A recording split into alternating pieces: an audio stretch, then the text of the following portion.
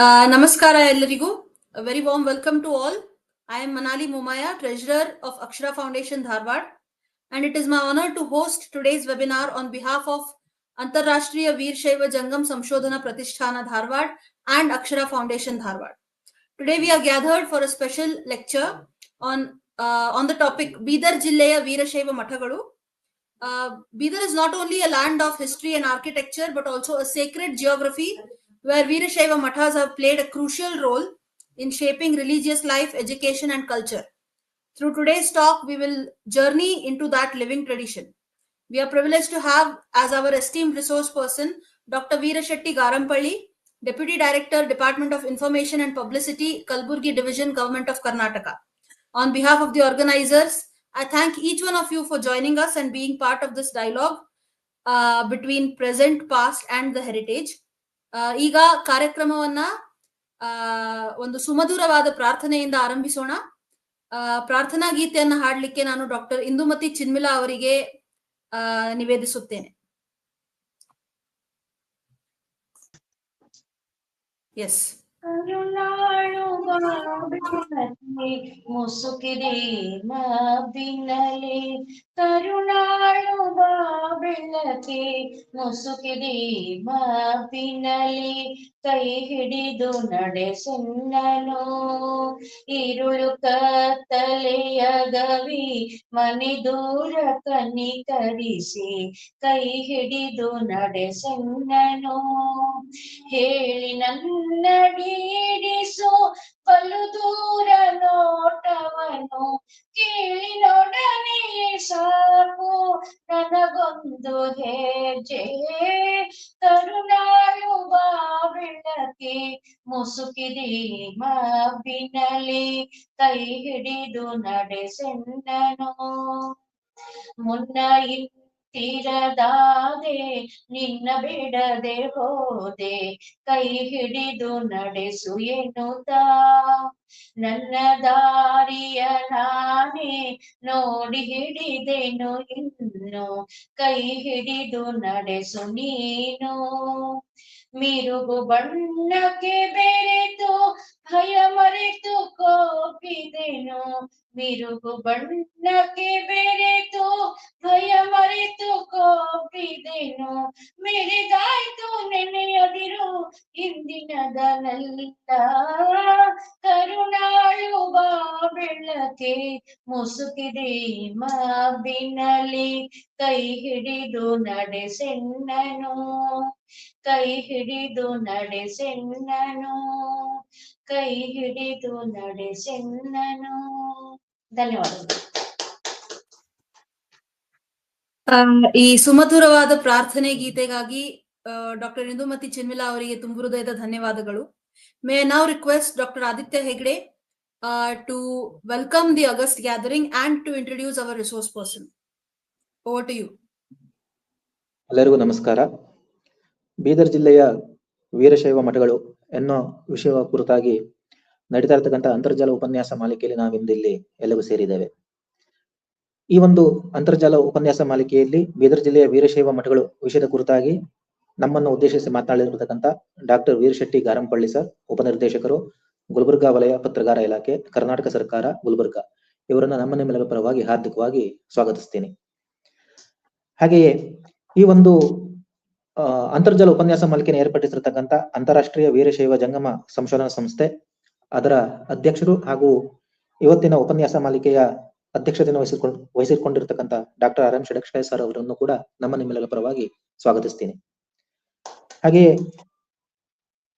ಈ ಒಂದು ಕಾರ್ಯಕ್ರಮವನ್ನ ಸಹ ಆಯೋಜನೆ ಮಾಡಿರ್ತಕ್ಕಂಥ ಅಕ್ಷರ ಫೌಂಡೇಶನ್ ಧಾರವಾಡ, ಇದರ ಪದಾಧಿಕಾರಿಗಳಾಗಿರ್ತಕ್ಕಂಥ ಡಾಕ್ಟರ್ ಜಗದೀಶ್ ಅಸೋದೆ, ಕುಮಾರಿ ಮನಾಲಿ ಮೊಮಾಯ, ಹಾಗೆ ಡಾಕ್ಟರ್ ಮಾಧುರಿ ಚೌಗುಲೆ ಅವರನ್ನು ಕೂಡ ಈ ಒಂದು ಕಾರ್ಯಕ್ರಮಕ್ಕೆ ಹಾರ್ದಿಕವಾಗಿ ಸ್ವಾಗತಿಸ್ತೀನಿ.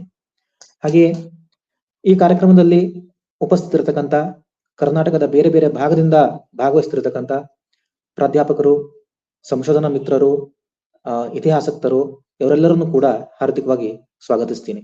ಹಾಗೇನೆ ಈ ಕಾರ್ಯಕ್ರಮವನ್ನ ನಿರ್ವಹಣೆ ಮಾಡ್ತಾ ಇರ್ತಕ್ಕಂಥ ಕುಮಾರಿ ಮನಾಲಿ ಮೊಮಾಯ, ಪ್ರಾರ್ಥನಾ ಗೀತೆಯನ್ನು ಹಾಡಿರ್ತಕ್ಕಂಥ ಡಾಕ್ಟರ್ ಇಂದುಮತಿ ಚಿನ್ಮಿಲಾ ಮೇಡಮ್, ಹಾಗೆ ನಮ್ಮ ಜೊತೆಗೆ ಇರತಕ್ಕಂಥ doctor K S Patil sir ಇವರೆಲ್ಲರನ್ನು ಕೂಡ ಹಾರ್ದಿಕವಾಗಿ ಸ್ವಾಗತಿಸಿ ಇವತ್ತಿನ ಉಪನ್ಯಾಸ ನೀಡಲಿರ್ತಕ್ಕಂಥ ಡಾಕ್ಟರ್ ವೀರಶೆಟ್ಟಿ ಗಾರಂಪಳ್ಳಿ ಅವರ ಕಿರು ಪರಿಚಯವನ್ನ ನಿಮ್ಮ ಎದುರಿಗಿಡ್ಲಿಕ್ಕೆ ನಾನು ಬಯಸ್ತೀನಿ.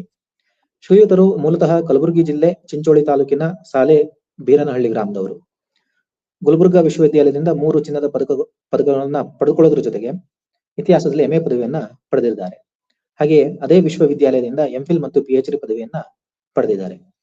2014ರಲ್ಲಿ ಕರ್ನಾಟಕ ರಾಜ್ಯ ಪತ್ರಗಾರ ಇಲಾಖೆ ಬೆಂಗಳೂರು ಇಲ್ಲಿ ಸಹಾಯಕ ನಿರ್ದೇಶಕರಾಗಿ ವೃತ್ತಿಯನ್ನ ಆರಂಭಿಸಿ ಪ್ರಸ್ತುತ ಕಲಬುರಗಿ ವಿಭಾಗೀಯ ಪತ್ರಗಾರ ಕಚೇರಿಯಲ್ಲಿ ಉಪನಿರ್ದೇಶಕರಾಗಿ ಕರ್ತವ್ಯನ್ನ ನಿರ್ವಹಿಸ್ತಾ ಇದ್ದಾರೆ.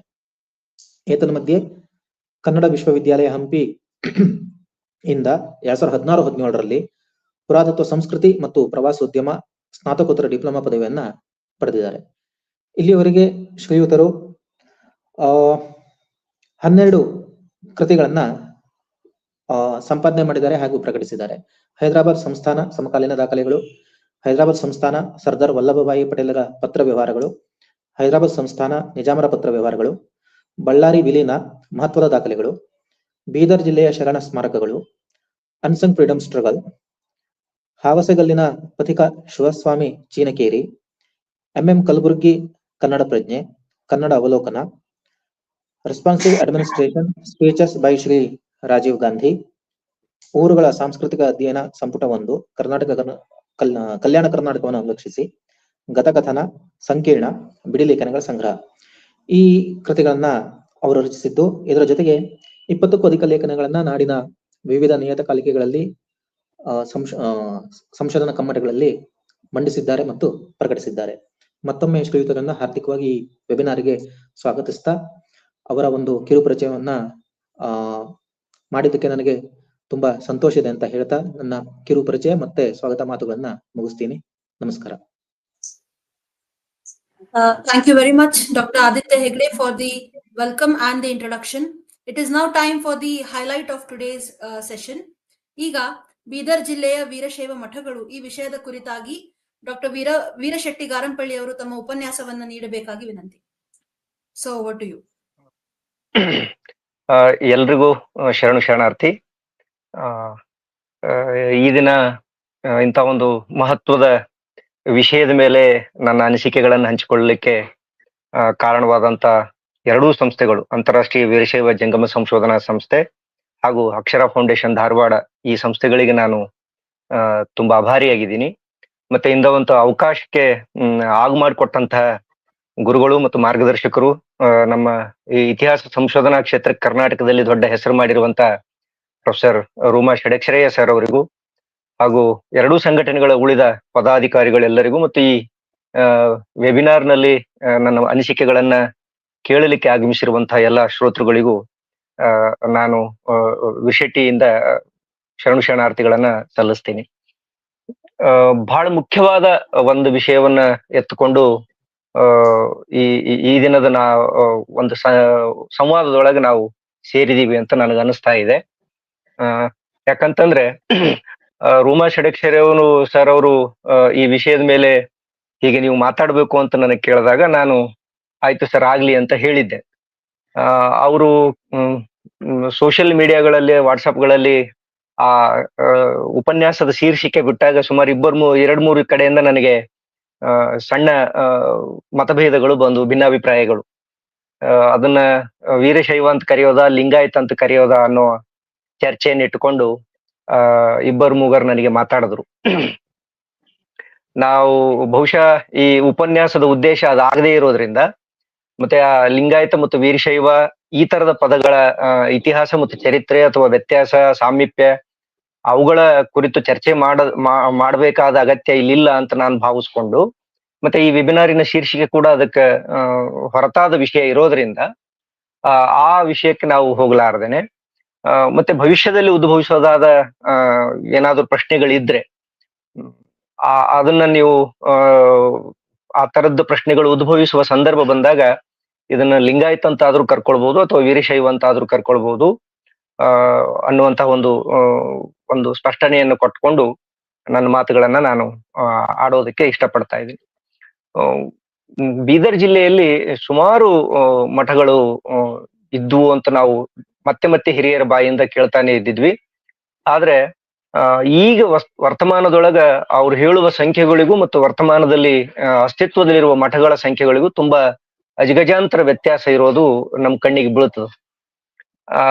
ಹಾಗಾಗಿ ಈ ಭಾರತ ಅಥವಾ ಕರ್ನಾಟಕದ ಮಟ್ಟಿಗೆ ಸಾಂಸ್ಕೃತಿಕ ಕ್ಷೇತ್ರಕ್ಕೆ ಈ ಧರ್ಮ ಕೇಂದ್ರಗಳು ಎನಿಸ್ಕೊಂಡಂತಹ ಮಠಗಳು ಕೊಟ್ಟ ಕೊಡುಗೆ ಇದೆಯಲ್ಲ, ಅದು ಬಹಳ ದೊಡ್ಡ ಪ್ರಮಾಣದ್ದು ಅಂತ ನಾನು ಭಾವಿಸ್ಕೊಳ್ತೀನಿ.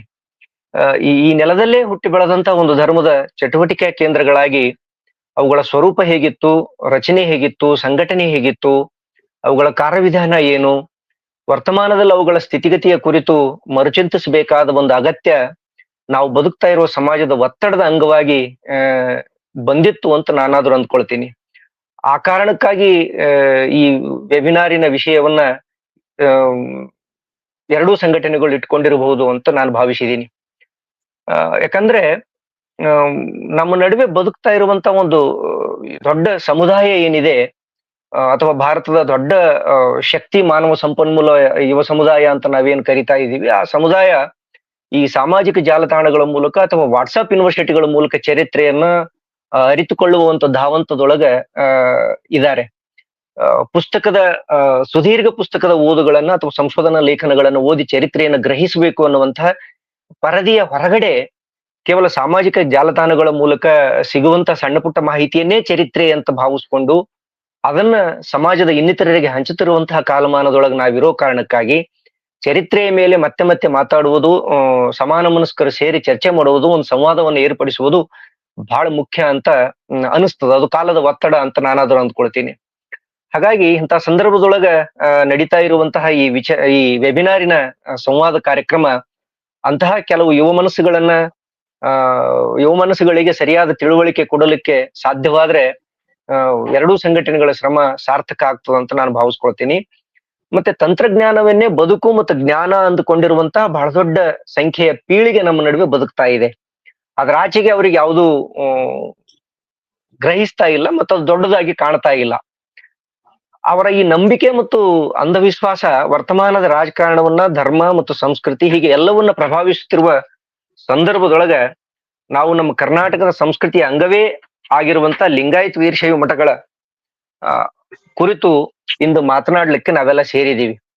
ಇದು ಈ ಹೊತ್ತಿನ ಜರೂರು ಅಂತ ನಾವ್ ಅಂದ್ಕೊಳ್ಬೇಕಾಗಿದೆ. ಯಾಕಂತಂದ್ರೆ ಆ ಯುವ ಪೀಳಿಗೆ ಎದುರುಗಡೆಗೆ ಯಾವ ಆದರ್ಶಗಳನ್ನ ಬಿಂಬಿಸುವ ಮಾದರಿಗಳು ನಮ್ಮ ಸಮಾಜದಲ್ಲಿ ಈಗ ಉಸಿರಾಡ್ತಾ ಇವೆ ಅಂತ ನನಗೆ ಅನಿಸ್ತಾ ಇಲ್ಲ. ಆ ಕಾರಣಕ್ಕಾಗಿ ನಾವು ಚರಿತ್ರೆಯನ್ನು ಮತ್ತೆ ಮತ್ತೆ ಓದಬೇಕು. ನಾನು ಮೊದಲೇ ಹೇಳಿದ ಹಾಗೆ ನಮ್ಮಲ್ಲಿ ಭಿನ್ನಾಭಿಪ್ರಾಯಗಳು ಇರಬೇಕು ಕೂಡ, ಚರಿತ್ರೆಯೊಳಗೆ ಭಿನ್ನಾಭಿಪ್ರಾಯಗಳು. ಆದ್ರೆ ಆ ಭಿನ್ನಾಭಿಪ್ರಾಯಗಳು ನಮ್ಗೆ ತಿಕ್ಕಾಟವನ್ನು ಹಚ್ಚಬಾರದು. ಚರಿತ್ರೆ ಯಾವುದೇ ಓದು ವರ್ತಮಾನದ ನಮ್ಮ ಬದುಕನ್ನ ಮತ್ತಷ್ಟು ಸಹ್ಯಗೊಳಿಸ್ಬೇಕೇ ಹೊರತು ನಮ್ಮ ನಡುವಿನ ತಿಕ್ಕಾಟ, ನಮ್ಮ ನಡುವಿನ ಅಂತರವನ್ನು ಮತ್ತಷ್ಟು ಸರ್ ಕ್ಯಾಮ್ರಾ ನಾನು ಬೇಕಂತಲೇ ಬಂದ್ ಮಾಡಿದ್ದೀನಿ ಸರ್, ಇರ್ಲಿ. ಹಾ ರೈಟ್ ಸರ್. ಹಾಗಾಗಿ ನಮ್ಮ ಚರಿತ್ರೆ ಯಾವುದೇ ಓದು ವರ್ತಮಾನದ ನಮ್ಮ ಬದುಕನ್ನ ಮತ್ತಷ್ಟು ಸಹ್ಯಗೊಳಿಸ್ಬೇಕೇ ಹೊರತು ನಮ್ಮ ನಡುವಿನ ಅಂತರವನ್ನು ಹೆಚ್ಚಿಸಬಾರದು ಅನ್ನೋದು ನನ್ನ ನಂಬಿಕೆ. ಹಾಗಾಗಿನೇ ನಮ್ಮಲ್ಲಿ ಹಿರಿಯರು ಮಾತಾಡೋದು ನಾವು ಚರಿತ್ರೆಯ ಪೂಜಾರಿ ಆಗ್ಬೇಕೇ ಹೊರತು ಗುಲಾಮರಾಗಬಾರದು ಅನ್ನೋ ಕಾರಣಕ್ಕಾಗಿ. ಆ ಎಲ್ಲ ಹಿನ್ನೆಲೆಯಲ್ಲಿ ನನ್ನ ಈ ಅನಿಸಿಕೆಗಳನ್ನ ಕೇಳಿಸ್ಕೊಳ್ತಾ ಇರುವಂತವ್ರು ಗ್ರಹಿಸಬೇಕು ಮತ್ತು ಹಿರಿಯರು ಗ್ರಹಿಸಬೇಕು ಅಂತ ನಾನೊಂದು ಮನವಿಯನ್ನು ನಾನು ಮೊದಲಿಗೆ ಸಲ್ಲಿಸ್ತಾ ಇದ್ದೀನಿ. ಈ ಶೀರ್ಷಿಕೆ ಹಿಂದೆ ಯಾವ್ದಾದ್ರು ಒಂದು ತಾತ್ವಿಕತೆ ಇದೆಯಾ, ಅಥವಾ ಇಷ್ಟು ವರ್ಷಗಳ ಕಾಲಮಾನದಲ್ಲಿ ಸುಮಾರು 12ನೇ ಶತಮಾನದಿಂದ ಈ ಕಡೆಗೆ ಈ ಮಠಗಳು ಅಸ್ತಿತ್ವವನ್ನು ಕಂಡುವು, ಸಮಾಜದೊಳಗೆ ಕೆಲಸವನ್ನು ಮಾಡ್ತಾ ಇದ್ದಾವೆ ಅಂತ ಚರಿತ್ರೆ ಹೇಳುವಾಗ ಆ ಒಟ್ಟಾರೆ ಆಶಯದಲ್ಲಿ ಯಾವ ತಾತ್ವಿಕತೆ ಕೆಲಸ ಮಾಡಿದೆ ಅನ್ನೋದನ್ನ ನಾವು ಮೊದಲು ಗ್ರಹಿಸ್ಕೊಳ್ಬೇಕಾಗ್ತದೆ, ಮಠವನ್ನ ಅರ್ಥ ಮಾಡ್ಕೊಳ್ಳೋ ಪೂರ್ವದಲ್ಲಿ. ಈ ತರದ ಮಠಗಳ ಬಗ್ಗೆ ಅಧ್ಯಯನಕ್ಕೆ ಈಗಾಗಲೇ ನಮ್ಮ ಕರ್ನಾಟಕವನ್ನೇ ಇಟ್ಟುಕೊಂಡು ನೋಡಿದ್ರು ಕೂಡ ಸುಮಾರು 180ರಿಂದ 100 ವರ್ಷಗಳ ಒಂದು ಇತಿಹಾಸ ನಮಗೆ ಸಿಗುತ್ತೆ. ಆದ್ರೆ ಈ ಒಟ್ಟಾರೆ ವರ್ಷಗಳ ಕಾಲಮಾನದಲ್ಲಿ ಸಾಹಿತ್ಯ ಮತ್ತು ಸಿದ್ಧಾಂತಗಳ ಮೂಲಕ ಮಾತ್ರ ಈ ಮಠಗಳನ್ನ ತಿಳಿದುಕೊಳ್ಳುವ ಮತ್ತು ಅರಿಯುವ, ಗ್ರಹಿಸುವ ಒಂದು ದೊಡ್ಡ ಪರಿಪಾಠ ನಮ್ಮಲ್ಲಿ ಹೋಗಿದೆ. ಕೆಲವೊಂದು ಅಪವಾದಗಳನ್ನು ಹೊರತುಪಡಿಸಿದ್ರೆ ಮಾತ್ರ ಶಿಷ್ಟ ಸಾಹಿತ್ಯದಿಂದ ಹೊರಗಡೆ ಬಂದು ಕ್ಷೇತ್ರ ಕಾರ್ಯದ ಮೂಲಕ ಮಠಗಳನ್ನ ಅಧ್ಯಯನ ಮಾಡಿ ಅವುಗಳ ಬಗ್ಗೆ ಚರಿತ್ರೆ ಬರೆದದ್ದು ಕನ್ನಡದ ಮಟ್ಟಿಗೆ ಬಹಳ ಕಡಿಮೆ. ಅದರೊಳಗೆ ಬಹಳ ಮುಖ್ಯವಾಗಿ ಹೆಸರಿಸಬಹುದಾದ ಒಂದ್ 2-3 ಪುಸ್ತಕಗಳು ನಮಗೆ ಸಿಗ್ತವೆ. ಅದರಲ್ಲಿ ವಿಶೇಷವಾಗಿ ನಾನು ಈ ಸಂದರ್ಭದಲ್ಲಿ ನೆನೆಯಲೇಬೇಕಾಗಿರುವಂತಹ ಪುಸ್ತಕ ಅಂತಂದ್ರೆ ಚಂದ್ರಶೇಖರ್ ನಾರಾಯಣಪುರ ಅವರ ಕರ್ನಾಟಕದ ವೀರಶೈವ ಮಠಗಳು ಎನ್ನುವಂತಹ ಒಂದು ದೊಡ್ಡ ಬೃಹತ್ ಗ್ರಂಥ. ಅದು 2 ಸಂಪುಟಗಳಲ್ಲಿ ಏನೋ ಬಂದಂಗೆ ಇದೆ. ಇನ್ನು ಬೀದರಿಗೆ ಸಂಬಂಧಪಟ್ಟ ಹಾಗೆ ಈ ಮಠಗಳ ಕುರಿತು ಅಧ್ಯಯನ ಮಾಡ್ಲಿಕ್ಕೆ ಹೋದಾಗ ನಮಗೆ ಸಿಗೋದು ಒಂದು ಹಾರ್ಕೂಡು ಚನ್ನಬಸವೇಶ್ವರ ಸಂಸ್ಥಾನ ಮಠದಿಂದ ಪ್ರಕಟ ಆಗಿರುವಂತ ರಮೇಶ್ ಮೂಲ್ಗೆ ಅವರ ಒಂದು ಬೀದರ್ ಜಿಲ್ಲೆಯ ವೀರಶೈವ ಮಠಗಳು ಅನ್ನುವಂತ ಒಂದು ಪುಸ್ತಕ ಇದೆ. ಇನ್ನೊಂದು ಹಂಪಿ ವಿಶ್ವವಿದ್ಯಾಲಯದಿಂದ ಒಂದು PhD ಆದ ಅಪ್ರಕಟಿತ ಹಸ್ತಪ್ರತಿ ಕೂಡ ನನಗೆ ಸಿಕ್ಕಿತ್ತು. ಅದು ಬೀದರ್ ಜಿಲ್ಲೆಯ ಜಂಗಮರ ಕುರಿತು ಏನೋ ಒಂದು PhD ವಿಷಯನ ಅವರು ಮಾಡಿದ್ರು ಆ ತರದ ಶೀರ್ಷಿಕೆಯಲ್ಲಿ. ಇತ್ತೀಚೆಗೆ ಕರ್ನಾಟಕದ ಕೆಲವು ವಿಶ್ವವಿದ್ಯಾಲಯಗಳು ಈ ತರದ ಜಿಲ್ಲಾ ವ್ಯಾಪ್ತಿಯನ್ನು ಇಟ್ಟುಕೊಂಡು ಕೆಲವು ಅಧ್ಯಯನಗಳನ್ನ ನಡೆಸ್ತಾ ಇದ್ದಾವೆ ಅನ್ನೋದನ್ನ ನಾನು ಗಮನಿಸಿದೆ. ಆದ್ರೆ ಈ ಮಠಗಳ ಬಗ್ಗೆ ಅಧ್ಯಯನ ಮಾಡುವ ಸಂದರ್ಭದೊಳಗ ನಮಗೆ ಬಹಳ ಹೆಚ್ಚು ತೊಂದರೆಗೀಡಾಗೋದು ಅಂತಂದ್ರೆ ಆ ಮಠದ ಹಿನ್ನೆಲೆಯ ಕುರಿತು ಇರುವಂತಹ ನೆನಪುಗಳ ಬಗ್ಗೆ. ಅದನ್ನ ಯಾರು ಈಗ ಆಡಳಿತ ಮಂಡಳಿ, ಯಾವ ಮಠದ ಆಡಳಿತ ಮಂಡಳಿಗೆ ನಾವು ಹೋಗಿ ಭೇಟಿ ಆಗ್ತೀವೋ ಕ್ಷೇತ್ರ ಕಾರ್ಯದ ಸಂದರ್ಭದಲ್ಲಿ, ಅವ್ರುಗಳಿಗೆ ಆ ಮಠದ ಚರಿತ್ರೆಯ ಕುರಿತು ಇರಬಹುದಾದ ನೆನಪುಗಳೇನಿದಾವಲ್ಲ ಬಹಳ ಕ್ಷೀಣ ಸಂಖ್ಯೆಯಲ್ಲಿ ಇದಾವೆ, ಬಹಳ ಕ್ಷೀಣಿಸ್ತಾ ಇದ್ದಾವೆ. ಬಹಳ ಹಿಂದಿನ ನೆನಪುಗಳು ಅವರಿಗಿಲ್ಲ. ಹಾಗಾಗಿ ಹೆಸರುಗಳು ಹೇಳ್ಬೋದೇ ಹೊರತು ಪೀಠಾಧಿಪತಿಗಳ ಕುರಿತು ಅವರ ಇಡೀ ಕಾರ್ಯಚಟುವಟಿಕೆಯನ್ನು ದಾಖಲಿಸ್ಲಿಕ್ಕೆ ನಮ್ಮ ಕಡೆಯಿಂದ ಸಾಧ್ಯ ಆಗೋದಿಲ್ಲ. ಯಾಕಂದ್ರೆ ಅದಕ್ಕೆ ಆಕಾರಗಳ ಕೊರತೆ ಇದೆ. ಮತ್ತೆ ಮಠದ ಆಡಳಿತ ಮಂಡಳಿಯಲ್ಲಿ ಅವರುಗಳ ಬಗ್ಗೆ ಯಾವುದೇ ಚರಿತ್ರಾರ್ಹ ಪುಸ್ತಕಗಳು ನಮಗ್ ಸಿಗೋದಿಲ್ಲ. ಈ ಎಲ್ಲ ಸಂದರ್ಭಗಳನ್ನ ಇಟ್ಕೊಂಡು ನೋಡಿದ್ರು ಕೂಡ ಕರ್ನಾಟಕದ ವೀರಶೈವ ಮಠಗಳು ಪುಸ್ತಕ ಬಹಳ ದೊಡ್ಡ ದಾಖಲೀಕರಣವನ್ನ ಮಾಡಿರೋದನ್ನ ನಾವು ಗಮನಿಸ್ತೀವಿ. ನಾನು ಮೊದಲೇ ಹೇಳದ ಹಾಗೆ ಇದೊಂದು ಸಂಕ್ರಮಣ ಕಾಲ ಅಂತ ಅನ್ಕೊಂಡು, ತಂತ್ರಜ್ಞಾನವೇ ಜಗತ್ತನ್ನ ಆಳುತ್ತಿರುವ ದುರಿತ ಕಾಲ ಅಂತ ಅನ್ಕೊಂಡ ಸಂದರ್ಭದೊಳಗೆ ಧರ್ಮ ಮತ್ತು ಸಂಸ್ಕೃತಿಯ ಕುರಿತು ನಾವು ಮತ್ತೆ ಮತ್ತೆ ಚರ್ಚೆ ಮಾಡಬೇಕಾದ ಅಗತ್ಯ ಅಂತೂ ಇದ್ದೇ ಇರುತ್ತೆ. ಯಾಕಂತಂದ್ರೆ ಧರ್ಮ ಮತ್ತು ಸಂಸ್ಕೃತಿ, ಈ ಹಳೆಯ ಮೌಲ್ಯಗಳು, ಮಠಗಳು, ಸ್ವಾಮೀಜಿಗಳು, ಈ ತರದ ವಿಷಯಗಳೆಲ್ಲ ಪುಸ್ತಕದ ಬದನೆಕಾಯಿ ಅನ್ನುವ ರೀತಿಯಲ್ಲಿ ನಮ್ಮ ಯುವ ಸಮುದಾಯ ಮಾತಾಡ್ತಾ ಇದೆ. ಹಾಗಾಗಿ ಇದು ಮಾತಿಗಷ್ಟೇ ಸೀಮಿತ ಆಗಲಾರದೆ ಅಷ್ಟೇ ವೇಗವಾಗಿ ಸಡಿಲಗೊಳ್ತಾ ಇದ್ದಾವೆ. ಮಠ ವ್ಯವಸ್ಥೆ ಅನ್ನೋದು ಸಡಿಲಗೊಳ್ತಾ ಇದೆ ಕರ್ನಾಟಕದಲ್ಲಿ, ಮತ್ತು ಅಷ್ಟೇ ವೇಗವಾಗಿ ಅವು ಜನಮಾನಸದಿಂದ ಕ್ಷೀಣಿಸ್ತಾ ಇವೆ, ತಮ್ಮ ಅಸ್ತಿತ್ವವನ್ನು ಕಳೆದುಕೊಳ್ತಾ ಇದ್ದಾವೆ. ಎಷ್ಟೋ ಬೀದರ್ ಜಿಲ್ಲೆಯ ಲಿಂಗಾಯತ ಮಠಗಳಿಗೆ ಈಗ ಉತ್ತರಾಧಿಕಾರಿಗಳೇ ಇಲ್ಲ. ಅವು ಸಂಸಾರಿ ಮಠಗಳಾಗಿ, ಮನೆಗಳಾಗಿ ಬದಲಾಗಿರೋದು ನಮ್ಮಲ್ಲಿ ದಾಖಲೆಗಳು ಸಿಗ್ತವೆ. ಹಾಗಾಗಿ ಇದಕ್ಕೆ ಈ ಬೀದರ್ ಜಿಲ್ಲೆಯ ವೀರಶೈವ ಮಠಗಳು ಕೂಡ ಈ ತರದ ಒಂದು ಅವನತಿ ಹಾದಿ ಹಿಡಿದಿರೋದಕ್ಕೆ ನಾವು ಅನೇಕ ವಿವರಣೆಗಳನ್ನ ನೋಡ್ತೀವಿ. ಒಂದು ಅಂದಾಜಿನ ಪ್ರಕಾರ ಚಂದ್ರಶೇಖರ್ ಅವರೇ ದಾಖಲು ಮಾಡೋ ರೀತಿಯಲ್ಲಿ ಕರ್ನಾಟಕದೊಳಗ 5706 ಲಿಂಗಾಯತ ಅಥವಾ ವೀರಶೈವ ಮಠಗಳಿದ್ವು ಅಂತ ಹೇಳ್ತಾರ ಅವ್ರು. ಅದರಲ್ಲಿ 3828 ಮಠಗಳು ಈಗಾಗಲೇ ನಾಶ ಆಗಿದಾವೆ ಅಂತ ಅವ್ರು ದಾಖಲೀಕರಣ ಮಾಡ್ತಾರೆ.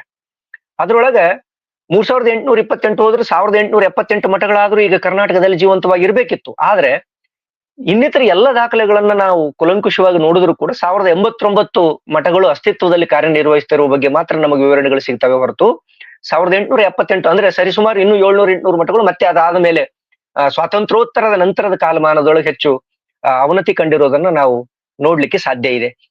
ಇದು ಅಂಕಿ ಸಂಖ್ಯೆ ಇದೆಯಲ್ಲ, ಈ ಅಂಕಿ ಸಂಖ್ಯೆ ವಿನಾಕಾರಣ ಕಿತ್ತಾಡ್ತಾ ಇರುವಂತಹ ಈ ಸಮುದಾಯಕ್ಕೆ ಒಂದು ಎಚ್ಚರಿಕೆ ಕರೆಗಂಟೆ ಅಂತ ನಾನು ಹೇಳೋದಕ್ಕೆ ಇಷ್ಟಪಡ್ತಾ ಇದ್ದೀನಿ. ಇದು ನಮ್ಮ ಹೊಣೆಗೇಡಿತನವನ್ನು ಕೂಡ ಪ್ರಶ್ನೆ ಮಾಡ್ತಾ ಇದೆ, ಮತ್ತು ಅದನ್ನ ನಮ್ಮ ಜವಾಬ್ದಾರಿಯನ್ನು ನಮಗೆ ಎಚ್ಚರಿಸ್ತಾ ಇದೆ ಅಂತ ನಾವು ನೋಡ್ಬೇಕು.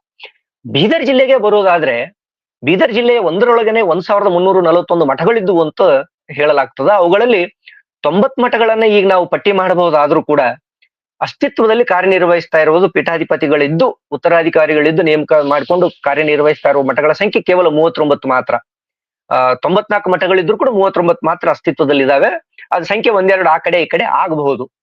ಇದು ಬೀದರ್ ಜಿಲ್ಲೆಯ ಸಮಸ್ಯೆ ಅಷ್ಟೇ ಅಲ್ಲ, ಕರ್ನಾಟಕದ ಅನ್ಯ ಜಿಲ್ಲೆಗಳ ಅಂಕಿ ಸಂಖ್ಯೆಗಳನ್ನ ಹೀಗೆ ನಾವು ಕ್ಯಾಲ್ಕುಲೇಟ್ ಮಾಡಕ್ ಹೊರಟ್ರೆ ಅಲ್ಲೂ ಕೂಡ ನಮಗೆ ಉತ್ತರ ನಮ್ಮ ಈ ಸಮುದಾಯದ ವಿನಾಶ ಅಥವಾ ಈ ಮಠದ ರಚನೆಯ ವಿನಾಶವನ್ನೇ ಸೂಚಿಸ್ತದೆ ಹೊರತು ಆಶಾಕಿರಣವನ್ನ ಅದು ವ್ಯಕ್ತಪಡಿಸೋದಿಲ್ಲ. ಆದ್ದರಿಂದಲೇ ಈ ಕುರಿತು ವೆಬಿನಾರ್ ಅನ್ನ ಆಯೋಜನೆ ಮಾಡಿರುವ 2 ಸಂಘಟನೆಗಳಿಗೆ ಇದು ಕಾಲದ ಜರೂರು ಅಂತ ನಾನು ಮೊದಲೇ ಹೇಳಿದ್ದು. ಮತ್ತೆ ಈ ವೆಬಿನಾರಿನ ಉದ್ದೇಶ ಮುಂದೆ ಅಂತಂದ್ರೆ ಏನಂತಂದ್ರೆ ಅದು ಅವುಗಳ ಮಠಗಳ ವ್ಯಾಪ್ತಿ, ಸ್ವರೂಪ ಮತ್ತು ಇತಿಹಾಸವನ್ನು ದಾಖಲಿಸ್ಲಿಕ್ಕೆ ಒಂದು ದೊಡ್ಡ ಅವಕಾಶವನ್ನ ಇದು ಒದಗಿಸಿಕೊಟ್ಟಿದೆ. ಜಾಗತೀಕರಣದ ಭರಾಟೆಯೊಳಗ ಶಿಕ್ಷಣ, ವ್ಯಾಪಾರ ಮತ್ತು ಮನರಂಜನೆ ಕೇಂದ್ರಗಳಾಗಿ ಏನು ಮಠಗಳು ಬದಲಾಗ್ತಾ ಇವೋ ಅವುಗಳನ್ನ ಮೂಲ ರೂಪದಲ್ಲೇ ಉಳಿಸ್ಕೊಳ್ಬೇಕಾದ ಒಂದು ಅಗತ್ಯವನ್ನ ಭವಿಷ್ಯಕ್ಕೆ ದಾರಿದೀವಿಗೆಯಾಗಿ ಈ ವೆಬಿನಾರ್ ನೀಡ್ಲಿಕ್ಕೆ ಸಾಧ್ಯ ಇದ್ರೆ ಈ ಎರಡೂ ಸಂಸ್ಥೆಗಳ ಶ್ರಮ ಅದಕ್ಕಿಂತ ದೊಡ್ಡ ಸಾರ್ಥಕತೆಯನ್ನ ಪಡೆಯೋದಿಲ್ಲ ಅಂತ ನಾನು ಹೇಳೋದಕ್ಕೆ ಇಷ್ಟಪಡ್ತೀನಿ. ಮತ್ತೆ ಹಾಗಂತ ಒಟ್ಟಾರೆ ಮಠ ವ್ಯವಸ್ಥೆಯ ಬಗ್ಗೆ ನಾವು ಪ್ರಶ್ನೆಯನ್ನ ಎತ್ತಬೇಕೆ ಅಥವಾ ವ್ಯಥೆ ಪಡಬೇಕೆ ಅಂತ ಯಾರಾದ್ರೂ ನನಗೆ ಕೇಳಿದ್ರೆ, ಮಠಗಳು ನೈತಿಕವಾಗಿ ಶಿಥಿಲವಾಗಿರುವ ಬಗ್ಗೆ ನಮಗೆ ವ್ಯಥೆ ಇರಬೇಕೇ ಹೊರತು ಅವುಗಳನ್ನು ಕಟ್ಟಿಕೊಂಡಿರುವ ಸಮಾಜದ ಶ್ರದ್ಧೆಯ ಬಗ್ಗೆ ನಮಗೆ ಯಾವ ತಕರಾರುಗಳು ಇಲ್ಲ, ನನಗಂತೂ ಇಲ್ಲ. ಅದು ಇರಬಾರ್ದು ಕೂಡ. ಯಾಕಂದ್ರೆ ಕರ್ನಾಟಕದ ಚರಿತ್ರೆಗೆ, ಸಾಂಸ್ಕೃತಿಕ ಕ್ಷೇತ್ರಕ್ಕೆ, ಧಾರ್ಮಿಕ ಕ್ಷೇತ್ರಕ್ಕೆ, ಶೈಕ್ಷಣಿಕ ಕ್ಷೇತ್ರಕ್ಕೆ ಅವರು ಕೊಟ್ಟ ಕೊಡುಗೆ ಇದೆಯಲ್ಲ, ಅದನ್ನು ವರ್ಣಿಸ್ಲಿಕ್ಕೆ ಅಸಾಧ್ಯವಾದಂಥದ್ದು. ಹಾಗಾಗಿ ನಮ್ಮ ಪೂರ್ವಿಕರ ಈ ನಂಬಿಕೆ ಮತ್ತು ಶ್ರದ್ಧೆಯನ್ನ, ಅವು ಕರ್ನಾಟಕದ ಚರಿತ್ರೆಗೆ ಕೊಟ್ಟ ಅನನ್ಯ ಕೊಡುಗೆಯನ್ನ ನಾವು ಭವಿಷ್ಯದ ಪೀಳಿಗೆ ಉಳಿಸ್ಕೊಳ್ಬೇಕಾದ ಒಂದು ದೊಡ್ಡ ಜವಾಬ್ದಾರಿ ನಮ್ಮೆಲ್ಲರ ಮೇಲಿದೆ. ಇದಕ್ಕೆ ಎರಡು ರೀತಿಯ ಪ್ರಯತ್ನಗಳು ಆಗಬೇಕು ಅಂತ ನಾನು ಅನ್ಕೊಳ್ತೀನಿ. ಒಂದು, ಒಳಗಡೆಯಿಂದ ಮಠಗಳು ಸಾಮಾಜೀಕರಣಗೊಳ್ಬೇಕು ಮತ್ತು ಉದಾರೀಕರಣಗೊಳ್ಬೇಕು. ಹೊರಗಡೆಯಿಂದ ಭಕ್ತರು, ಯಾಕ ಮಠಗಳು ನಿಂತಿರೋದೇ ಭಕ್ತ ಸಮೂಹದ ಮೇಲೆ, ಹಾಗಾಗಿ ಹೊರಗಡೆಯಿಂದ ಭಕ್ತರು ಸಾಮಾಜೀಕರಣಗೊಂಡು ಉದಾರೀಕರಣಗೊಂಡಾಗ ಮಾತ್ರ ಒಳಗಡೆಯಿಂದ ಮಠಗಳು, ಹೊರಗಡೆಯಿಂದ ಭಕ್ತರು ಹಿಮ್ಮುಖವಾದ ರೀತಿಯಲ್ಲಿ ಒಂದು ನೈತಿಕವಾಗಿ ಅವುಗಳನ್ನ ಬದಲಾಯಿಸಬೇಕು, ಅವುಗಳ ರಚನೆಯನ್ನ, ಸ್ವರೂಪವನ್ನು ಬದಲಾಯಿಸಬೇಕು ಅನ್ನೋದನ್ನ ನಾನು ಒತ್ತಾಯ ಮಾಡ್ತೀನಿ. ಈ ಲಿಂಗಾಯತ್ ಸಂಸ್ಕೃತಿಯೊಳಗೆ ಅಥವಾ ವೀರಶೈವ ಸಂಸ್ಕೃತಿಯಲ್ಲಿ ಮಠ ಅನ್ನೋದು ಯಾವತ್ತಿಗೂ ಕೂಡ ಏಕಮುಖಿ ಚಲನೆಯಾಗಿ ಅದು ಕಾರ್ಯನಿರ್ವಹಿಸಿದ್ದೇ ಇಲ್ಲ ಚರಿತ್ರೆಯಲ್ಲಿ. ಅದು ಯಾವಾಗ್ಲೂ ಕೂಡ ದ್ವಿಮುಖ ಚಲನೆ. ಒಂದು, ಮಠದ ಒಳಗಡೆಯಿಂದ ಪೀಠಾಧಿಪತಿಗಳ ಜವಾಬ್ದಾರಿ ಇದ್ರೆ, ಮಠದ ಹೊರಗಡೆಯಿಂದ ಸಮಾಜದ ಭಕ್ತರ ಜವಾಬ್ದಾರಿ ಬಹಳ ದೊಡ್ಡದಾಗಿದೆ. ಹಾಗಾಗಿ ಆ ಎರಡೂ ಘಟಕಗಳ ಕ್ರಿಯಾಶೀಲತೆ ಭವಿಷ್ಯದೊಳಗ ಇನ್ನಷ್ಟು ಅಳಿವಿನಂಚಿಗೆ ಹೋಗಬಹುದಾದ ಮಠಗಳ ಸಂಖ್ಯೆಯನ್ನ ಕಡಿಮೆ ಮಾಡ್ಲಿಕ್ಕೆ ಸಾಧ್ಯ ಇದೆ ಅನ್ನೋದನ್ನ ನಾವು ಗಮನಿಸ್ಬೇಕು. ಬಹಳ ಸಂದರ್ಭಗಳಲ್ಲಿ ಈ ಮಠಗಳ ಬಗ್ಗೆನೆ ತಪ್ಪು ಕಲ್ಪನೆಗಳು ಮತ್ತು ಮಾತುಗಳು ನಮ್ಮ ನಡುವೆ ಇದಾವೆ. ಅವುಗಳ ಕುರಿತು ಮಾತಾಡುವ ಸಂದರ್ಭದೊಳಗ ಈ ಮಠಗಳ ಹಿಂದಿರುವ ಶ್ರದ್ಧೆ ಪ್ರತಿಯೊಬ್ಬರಿಗೂ ಅವರವರ ಮಟ್ಟಕ್ಕೆ ತೀರಾ ವೈಯಕ್ತಿಕ ಅಂತ ನಾವು ಮಾತಾಡ್ತಾ ಇರ್ತೀವಿ. ಆದ್ರೆ ಹೀಗೆ ಮಾತನಾಡುವಾಗ ಮಠ ಎಂಬುದೊಂದು ಸಾಮಾಜಿಕ ಸಂಸ್ಥೆ ಎಂಬುದನ್ನ ನಾವು ಮರೆತು ಬಿಡ್ತೀವಿ. ಹಾಗಾಗಿ ಯಾವುದೇ ಮಠ ಅಥವಾ ಮಠದ ಪೀಠದ ಮೇಲೆ ಕುಳಿತಿರುವ ಗುರುವಿನ ಬಗೆಗಿನ ನಂಬಿಕೆ, ಶ್ರದ್ಧೆ, ಧರ್ಮ ಇವು ಎಷ್ಟು ವೈಯಕ್ತಿಕವೋ ಅವು ಅಷ್ಟು ಸಾರ್ವತ್ರಿಕ ಕೂಡ ಮತ್ತು ಸಾಮಾಜಿಕ ಕೂಡ ಅನ್ನೋದನ್ನ ನಾವು ಮರೆಯೋಕ್ಕಾಗಲ್ಲ. ಆ ಕಾರಣಕ್ಕಾಗಿನೇ ಮಠವನ್ನ ಸಾಮಾಜಿಕ ಸಂಸ್ಥೆ ಅಂತ ನಮ್ಮ ಹಿರಿಯರು ಕರೆದ್ರು. ಹಾಗಾಗಿ ಇವುಗಳ ವಿಷಯದಲ್ಲಿ ನಾವು ತಿಳಿದ ಹಾಗೆ ಮತ್ತು ನಮ್ಮ ಸಮಾಜ ಈಗ ವರ್ತಮಾನದಲ್ಲಿ ವರ್ತಿಸ್ತಿರುವ ಹಾಗೆ ಅವು ವ್ಯಕ್ತಿಗತ ಎಂಬುದೇನು ಅಲ್ಲಿ ಇಲ್ಲ. ಅದು ಯಾವಾಗ್ಲೂ ಕೂಡ ಸಾಮಾಜಿಕವೇ ಆಗಿತ್ತು ಮತ್ತು ಆಗಿರಬೇಕು ಕೂಡ. ಇಲ್ಲ ಅಂದ್ರೆ ಅದಕ್ಕೆ ಮಠದ ಸ್ವರೂಪ ಅಥವಾ ಮಠದ ಹೆಸರು ಶೀರ್ಷಿಕೆ ಕೊಡೋದಕ್ಕೆ ನಮ್ಮ ಕಡೆಯಿಂದ ಆಗಲ್ಲ. ಹಾಗಾಗಿ ಈ ಮಠ ಮತ್ತು ಧರ್ಮಕ್ಕೂ ಒಂದು ಅವಿನಾಭಾವ ಸಂಬಂಧ ಇದೆ. ಅದು ಯಾವುದೇ ಧರ್ಮ ಬೆಳಿಬೇಕಾದ್ರೆ ಅದರ ಚಟುವಟಿಕಾ ಕೇಂದ್ರಗಳು ನೈತಿಕವಾಗಿ ಇರಬೇಕು ಅನ್ನೋದನ್ನು ನಾವು ಧಾರ್ಮಿಕ ವಿಶ್ಲೇಷಣೆಯಲ್ಲಿ ಮತ್ತೆ ಸಂಶೋಧಕರು ಅದನ್ನು ಹೇಳ್ತಾನೆ ಇರ್ತಾರೆ. ಹಾಗಾಗಿ ಮಠ ಮತ್ತು ಧರ್ಮಗಳ ಸಂಬಂಧ ಹೇಗಿದೆ ಅಂತಂದ್ರೆ ಅದು ಒಂದು ರೀತಿ ಶಬ್ದಾರ್ಥಗಳ ನಡುವಿನ ಸಂಬಂಧ ಇದ್ದ ಹಾಗೆ. ಅದು ಬಿಡಿಸಲಾಗದ ಕಗ್ಗಂಟದು, ಅದು ಅದ್ವೈತ. ಹಾಗಾಗಿ ಅವುಗಳ ನಡುವಿನ ಈ ಸಂಬಂಧ ಯಾವಾಗೆಲ್ಲ ಹಾಳಾಗಿದೆಯಲ್ಲ, ಯಾವಾಗೆಲ್ಲ ವಿಘಟನೆ ಆಗಿದೆಯಲ್ಲ, ಕಂದಕ ಸೃಷ್ಟಿಯಾಗಿದೆ ಆ ಎರಡು ಸಂಸ್ಥೆಗಳ ನಡುವೆ ಅಂದಾಗಲೆಲ್ಲ ಸಮಾಜದೊಳಗೆ ಅನರ್ಥಗಳು ಉಂಟಾಗಿರೋದು ನಮ್ಮ ಚರಿತ್ರೆ ನಮಗೆ ಹೇಳ್ಕೊಡ್ತಾ ಇದೆ. ಇಂತಹ ಒಂದು ಅನರ್ಥದ ಪಾಠವನ್ನ ಮೊನ್ನೆವರೆಗೂ ಬೀದರ್ ಜಿಲ್ಲೆ ಅನುಭವಿಸಿದೆ. ನಾನು ಹೆಸರು ಹೇಳೋದಿಲ್ಲ. ಬೀದರ್ ಜಿಲ್ಲೆಯಲ್ಲಿ ಇತ್ತೀಚೆಗೆ ಎರಡು ಮಠ ಅಥವಾ ಎರಡು ಸಂಸ್ಥೆ, ಈ ಲಿಂಗಾಯತ ವೀರಶೈವ ಎರಡು ಘಟಕಗಳ ನಡುವೆ ಒಂದು ವ್ಯಕ್ತಿಗತವಾದ ನೆಲೆಯಲ್ಲಿ ಬೀದಿ ಜಗಳ ಆಗಿರೋದನ್ನ ನೀವೆಲ್ಲರೂ ಗಮನಿಸಿರಬಹುದು. ಸೋಷಿಯಲ್ ಮೀಡಿಯಾಗಳಲ್ಲೆಲ್ಲ ತುಂಬಾ ಓಡ್ತದೆ. ಇದನ್ನು ನಾವು ಮರಿಬೇಕಾಗಿದೆ. ಅವೆಲ್ಲವನ್ನ ಮರೆತು ನಾವು ಒಗ್ಗಟ್ಟಾಗಿ ಹೋದಾಗ ಈ ತರದ ಕೆಲವು ಅಂಶಗಳನ್ನು ನಾವು ಇನ್ನಷ್ಟು ಸುಲಭವಾಗಿ ಮತ್ತೆ ಮುಂದಿನ ಪೀಳಿಗೆ ಕೊಂಡೊಯ್ಯಬಹುದು ಮತ್ತು ಚರಿತ್ರೆಯಲ್ಲಿ ಅದನ್ನು ಹೆಚ್ಚು ಪರಿಣಾಮಕಾರಿಯಾಗಿ ಕೆಲಸ ಮಾಡಿಸಬಹುದು ಅಂತ ನಾನಾದ್ರೂ ಅಂದ್ಕೊಳ್ತೀನಿ. ಹಾಗಾಗಿ ಯಾವುದೇ ವ್ಯಕ್ತಿ, ಸಮಾಜ ಮತ್ತು ಸಮುದಾಯ ಪರಂಪರಾನುಗತವಾಗಿ ತಾನು ನಂಬಿ ಬಾಳ್ತಿರುವ ಧರ್ಮದ ಒಳಗಿಂದ ಬರುವ ಅನೈತಿಕತೆಯನ್ನ ಸಹಿಸಿಕೊಳ್ಳೋಕೆ ಇಷ್ಟಪಡೋದಿಲ್ಲ. ಅದು ವ್ಯಕ್ತಿ ಆಗಿರ್ಬೋದು, ಸಮಾಜ ಆಗಿರ್ಬೋದು ಅಥವಾ ಸಮುದಾಯ ಆಗಿರ್ಬೋದು. ಧರ್ಮದ ಒಳಗಿಂದ ತಾನು ಸುಮಾರು ವರ್ಷಗಳಿಂದ ಅದರೊಳಗೆ ಅದನ್ನ ನಂಬಿ ಅದನ್ನು ಪಾಲನೆ ಮಾಡಿಕೊಂಡು ವಂಶ ಪಾರಂಪರ್ಯವಾಗಿ ಅದನ್ನು ಪಾಲಿಸ್ತಾ ಇರುವ ವ್ಯಕ್ತಿ, ಸಮುದಾಯ ಮತ್ತು ಸಮಾಜ ಅದ್ರ ಒಳಗಡೆಯಿಂದನೇ ಅನೈತಿಕತೆ ಉಟ್ಕೊಳ್ತದೆ ಅಂತಂದಾಗ ಅದನ್ನ ಆತ ಪ್ರತಿರೋಧ ಒಡ್ತಾನ. ಅದನ್ನ ಆ ಸಮಾಜ ಪ್ರತಿರೋಧ ಒಡ್ತದ, ಆ ಸಮುದಾಯ ಅದನ್ನು ವಿರೋಧಿಸ್ತದ. ಹಾಗೆ ವಿರೋಧಿಸ್ಬೇಕು ಕೂಡ. ಅದು ವೈಜ್ಞಾನಿಕವಾದ ಒಂದು ಸ್ವರೂಪವನ್ನು ಪಡೆಯಲಿಕ್ಕೆ ಇವು ಕಾರಣ ಆಗ್ತಾವ.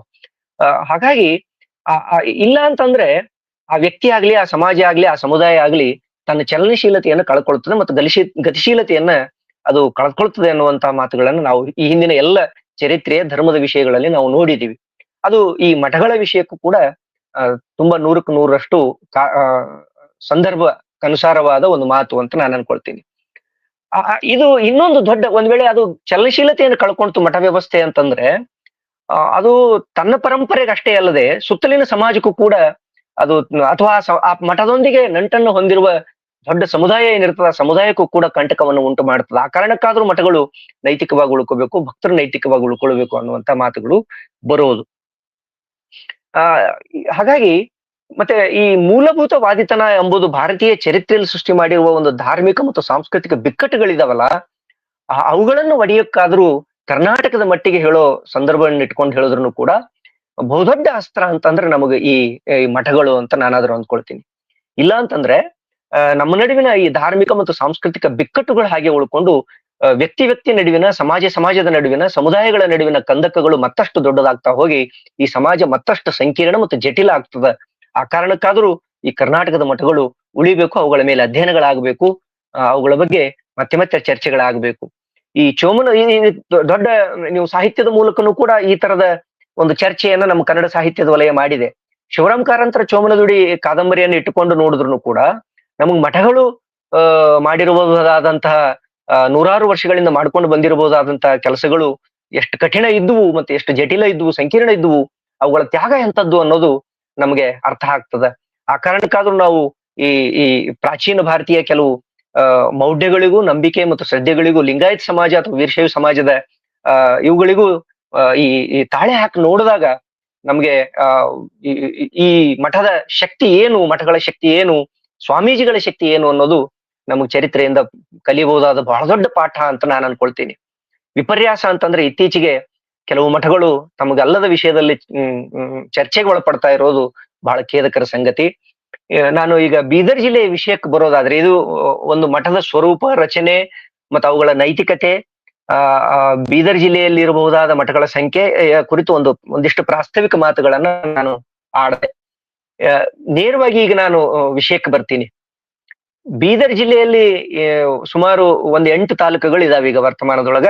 ಅದರಲ್ಲಿ 5 ಹಳೆಯದು ಮತ್ತು 3 ಹೊಸ ತಾಲೂಕುಗಳನ್ನ ಸೇರಿಸಿದ್ದಾರೆ. ಹುಲ್ಸೂರು, ಚಿಟಗುಪ್ಪ ಮತ್ತೆ ಇನ್ನೊಂದು ಕಮಲ್ ನಗರ್ ಅನ್ನುವಂತ ಭಾಲ್ಕಿ ಇಂದ ಆ ಕಡೆಗೆ ಗಡಿ ಭಾಗದಲ್ಲಿರುವಂತ ತಾಲೂಕುಗಳು.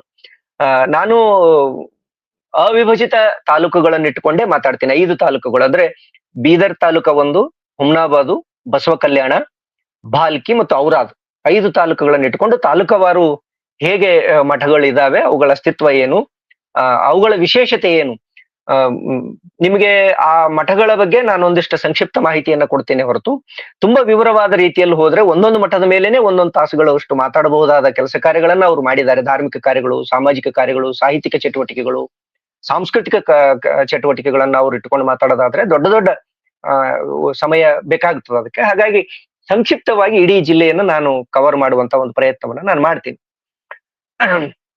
ಬಸವ ಕಲ್ಯಾಣ ಒಂದು ಬಹಳ ದೊಡ್ಡ ವಚನ ಚಳವಳಿಯ ಶಕ್ತಿ ಕೇಂದ್ರವಾಗಿ ಬೆಳೆದ ಕಾರಣಕ್ಕಾಗಿ ಬಸವ ಕಲ್ಯಾಣವನ್ನೇ ಆರಂಭದಲ್ಲಿ ಇಟ್ಕೊಂಡು ನಾವು ಮಾತಾಡೋದಾದ್ರೂ ಬಸವ ಕಲ್ಯಾಣದೊಳಗೆ ಸುಮಾರು 1,000 ಮಠಗಳಿದ್ದುವು ಅನ್ನುವಂತಹ ಒಂದು ಮಾತನ್ನ ನಮ್ಮ ಹಿರಿಯರು ಮಾತಾಡ್ತಾರೆ ಅಲ್ಲಿ. ನಾನು ಬಸವ ಕಲ್ಯಾಣದಲ್ಲಿ 2-3 ವರ್ಷಗಳ ಕಾಲ ಕೆಲಸ ಮಾಡಿದ್ದೀನಿ. ಮತ್ತು ಬಸವ ಕಲ್ಯಾಣದ ಕಲೆ ಸಂಸ್ಕೃತಿ ಅಂತಾನೆ ರೂಮ ಷಡಕ್ಷಯ್ಯನವರು ಪುಸ್ತಕವನ್ನು ಬರೆದಿದ್ದಾರೆ ಒಂದು. ಅದರೊಳಗೂ ಕೂಡ ಕೆಲವು ಮಠಗಳ ಬಗ್ಗೆ, ಬಸವ ಕಲ್ಯಾಣದ ಮಠಗಳ ಬಗ್ಗೆ ಅವರು ಫೋಟೋ ಸಮೇತ ವಿವರಣೆಗಳನ್ನ ಕೊಟ್ಟಿದ್ದಾರೆ. ಈಗ ಅವರು ದಾಖಲು ಮಾಡಿರುವ ಎಷ್ಟೋ ಮಠಗಳೇ, ತೀರಾ ಇತ್ತೀಚಿನ ಮಠಗಳೇ ಈಗ ಅಸ್ತಿತ್ವದಲ್ಲಿ ಇಲ್ಲ. ಉತ್ತರಾಧಿಕಾರಿಗಳ ನೇಮಕವನ್ನು ಮಾಡಿಕೊಳ್ಳಾರದೇನೆ ತಮ್ಮ ಅಸ್ತಿತ್ವವನ್ನು ಕಳೆದುಕೊಂಡಿದ್ದಾವೆ. ಹಾಗಾಗಿ 1,000 ಮಠಗಳಿದ್ದು ಬಸವ ಕಲ್ಯಾಣದಲ್ಲಿ ಅನ್ನುವಂತಹ ಒಂದು ಮಾತು ಬರ್ತದೆ. ಆದ್ರೆ ಈಗ ಬಸವ ಕಲ್ಯಾಣದೊಳಗೆ ನಮಗ್ ನೋಡೋದಕ್ಕೆ 2 ವಿರಕ್ತ ಮಠಗಳು ಮತ್ತು 5 ಹಿರಿಯ ಮಠಗಳು ಸಿಗ್ತವೆ. ಅದಕ್ಕೆ ಬಿಟ್ರೆ ಬಟಗೇರದ ಗೋಣಿ ಬಸಪ್ಪನ ಮಠ ಅಂತ ಒಂದಿದೆ, ಮಂಠಾಳದೊಳಗೆ ಗುಹೇಶ್ವರ ಮಠ ಅಂತ ಒಂದಿದೆ, ಹುಲ್ಸೂರಿನೊಳಗ ಗುರು ಬಸವೇಶ್ವರ ಸಂಸ್ಥಾನ ಮಠ ಅಂತ ಒಂದಿದೆ. ಇವು ಬಹಳ ದೊಡ್ಡ ಮಠಗಳು. ಇವು ಅಲ್ಲದೇನೆ ಇನ್ನೂ ಒಟ್ಟು 24 ಮಠಗಳನ್ನ ನಾವು ಬಸವ ಕಲ್ಯಾಣ ತಾಲೂಕಿನಲ್ಲಿ ದಾಖಲಿಸಬಹುದು. ಅದರೊಳಗೆ ಬಹಳಷ್ಟು ಮಠಗಳಿಗೆ ಈಗ ಉತ್ತರಾಧಿಕಾರಿಗಳು ಇಲ್ಲ. ಬಸವ ಕಲ್ಯಾಣದ ಮಹಾತ್ಮೆ ಎನ್ನುವಂತಹ ಒಂದು ಪುಸ್ತಕವನ್ನ ಸಿದ್ದಣ್ಣ ಲಂಗೋಟ ಅವರು ಸಂಪಾದನೆ ಮಾಡ್ತಾರೆ. ಆ ಪುಸ್ತಕದೊಳಗ 12ನೇ ಶತಮಾನದಕ್ಕೆ ಬಸವ ಕಲ್ಯಾಣದೊಳಗ 2,85,720 ದಾಸೋಹ ಮಠಗಳಿದ್ದುವು ಅಂತ ಅವ್ರು ದಾಖಲು ಮಾಡ್ತಾರೆ.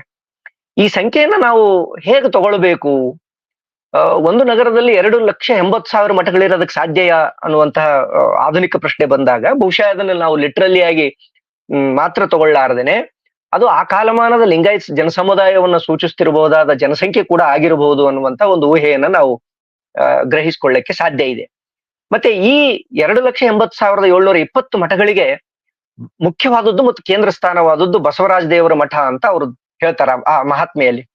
ಒಂದು ನಗರದೊಳಗ 12,000 ಕಟ್ಟಳೆಯ ನಿಯಮದ ಭಕ್ತರ ಮಠಗಳಿದ್ವು, 10,000 ನಿತ್ಯ ನೇಮಿಗಳ ಮಠಗಳಿದ್ವು, 15,000 ವ್ರತಸ್ಥರ ಮಠಗಳಿದ್ವು, 5,000 ವೀರ ವ್ರತ ನೇಮಿಗಳ ಮಠಗಳಿದ್ವು, 1,064 ಶೀಲ ಸಂಪನ್ನರ ಮಠಗಳಿದ್ವು, 12,000 ಅಚ್ಚಪ್ರಸಾದಿಗಳ ಮಠಗಳಿದ್ವು, 32,000 ದಾಸೋಹಿಗಳ ಮಠಗಳಿದ್ವು, 58,000 ಸತ್ಯ ಸದಾಚಾರಿಗಳ ಮಠಗಳಿದ್ವು ಅಂತ ಈ ಬಸವ ಕಲ್ಯಾಣ ಮಹಾತ್ಮೆಯಲ್ಲಿ ವಿವರಣೆಗಳು ನಮಗೆ ಸಿಗುತ್ತವೆ. ಇದು ಮಠಗಳ ಸಂಖ್ಯೆನ ಅಥವಾ ನಾನು ಮೊದಲೇ ಹೇಳಿದಾಗೆ ಆ ಸಮುದಾಯದ ಜನಸಂಖ್ಯೆನ ಅನ್ನೋದು ಒಂದು ಚರ್ಚೆ ಇದೆ. ಅದು ಬಹುಶಃ ನನಗೆ ತಿಳಿದ ಮಟ್ಟಿಗೆ ಇದು ಲಿಂಗಾಯತ್ ಜನಸಂಖ್ಯೆಯನ್ನ ಅವರು ಮಾಡಿರಬಹುದಾದ ಧಾರ್ಮಿಕ ಮತ್ತು ಸಾಮಾಜಿಕ ಕೆಲಸಗಳ ಆಧಾರದ ಮೇಲೆ ವಿಂಗಡಿಸಿರುವ ಮಾಹಿತಿ ಇದಾಗಿರಬಹುದು ಅಂತ ನಾನು ಅನ್ಕೊಳ್ತೀನಿ. ಹಾಗಾಗಿ ಈಗಲೂ ಕೂಡ ಸಂಸಾರಿ ಮಠಗಳು ಅಂತ ನಮ್ಮಲ್ಲಿ ನೋಡ್ಲಿಕ್ಕೆ ಸಿಗ್ತವೆ. ಮಠ ಅಂತಾನೆ ಕರೀತಾರೆ, ಮನೆ ಇರ್ತದೆ ಆಕ್ಚುಲಿ. ಹಾಗಾಗಿ ಅದು ಆ ತರದ ಹಿನ್ನೆಲೆಯಲ್ಲಿ ಇದನ್ನ ಹೇಳಿರಬಹುದು ಅಂತ ಅನ್ಕೊಂಡಿದ್ದೀನಿ. ಆದ್ರೆ ಏನೇ ಇದ್ರು ಕೂಡ ಸುಮಾರು 1,000ಕ್ಕಿಂತಲೂ ಹೆಚ್ಚು ಮಠಗಳು ಬಸವ ಕಲ್ಯಾಣದಲ್ಲಿ ಇದ್ವು ಅನ್ನೋದು ಮಾತ್ರ ಚರಿತ್ರಾರ್ಹ ಸಂಗತಿ. ಕಲ್ಯಾಣದ ನಗರದಲ್ಲಿದ್ದೇ ಅನೇಕ ಮಠಗಳಲ್ಲಿ ಈಗ ನಮಗೆ ನೋಡ್ಲಿಕ್ಕೆ ಸಿಗೋದು ಕಂಬಳಿ ಮಠ ಅಂತ ಒಂದಿದೆ, ಕಣಗಿಲು ಮಠ ಅಂತಿದೆ, ಕಟಗಿ ಮಠ ಅಂತಿದೆ, ಕಳ್ಳಿ ಮಠ ಅಂತಿದೆ. ರೂಮಾ ಷಡಕ್ಷರಯ್ಯ ಸರ್ ಅವರು ಹುಲ್ಕುಂಟಿ ಮಠ ಅಂತ ಒಂದು ದಾಖಲು ಮಾಡ್ತಾರೆ ಬಸವ ಕಲ್ಯಾಣದಲ್ಲಿ. ಅದು ವರ್ತಮಾನದೊಳಗೆ ನನಗೆ ಸಿಕ್ಕಿಲ್ಲ, ಬಟ್ ಅದು ಹುಲ್ಕುಂಟಿ ಮಠ ಹುಮ್ನಾಬಾದ್ ತಾಲೂಕಿನಲ್ಲಿ ಒಂದ್ ಕಡೆ ಇದೆ, ಇಲ್ಲೂ ಇದ್ದಿರ್ಬೋದು ಅಥವಾ ಅಸ್ತಿತ್ವ ಕಳ್ಕೊಂಡಿರ್ಬೋದು ಅವ್ರ ನಂತರದ ದಾಖಲೀಕರಣದ ನಂತರ. ಹಾಗಾಗಿ ಅದನ್ನ ನಾವಿಲ್ಲಿ ಗಮನಿಸ್ಬೇಕು.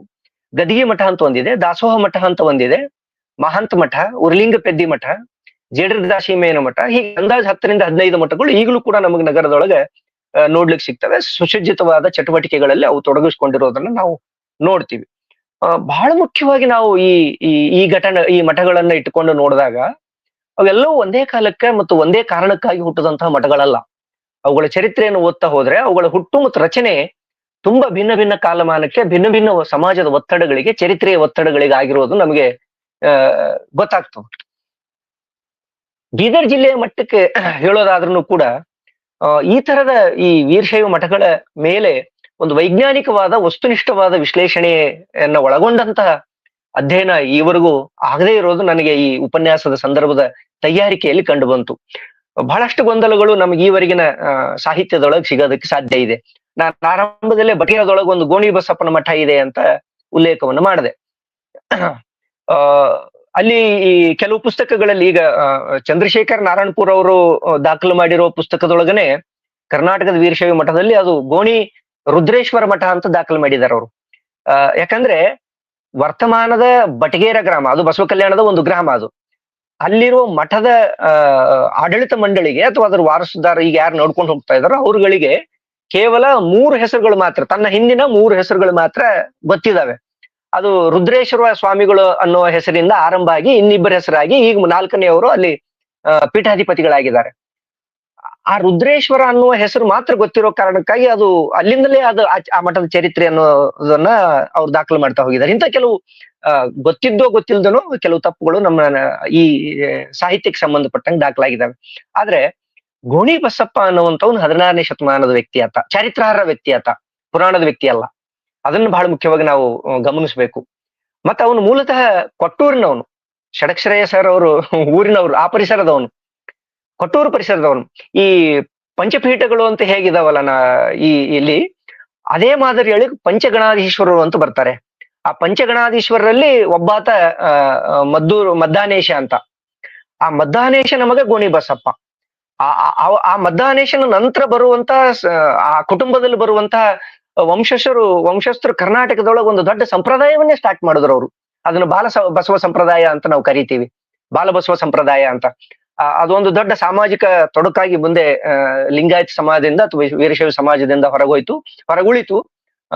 ಅದು ಬೇರೆದೇ ಆದ ಒಂದು ಚರಿತ್ರೆಯನ್ನ ಇದೆ. ಅದು ಬಾಲಬಸವನ ಸಂಪ್ರದಾಯದ ಮೇಲೆ ಒಂದು ಉಪನ್ಯಾಸವನ್ನು ಮಾಡಿಸಬಹುದು.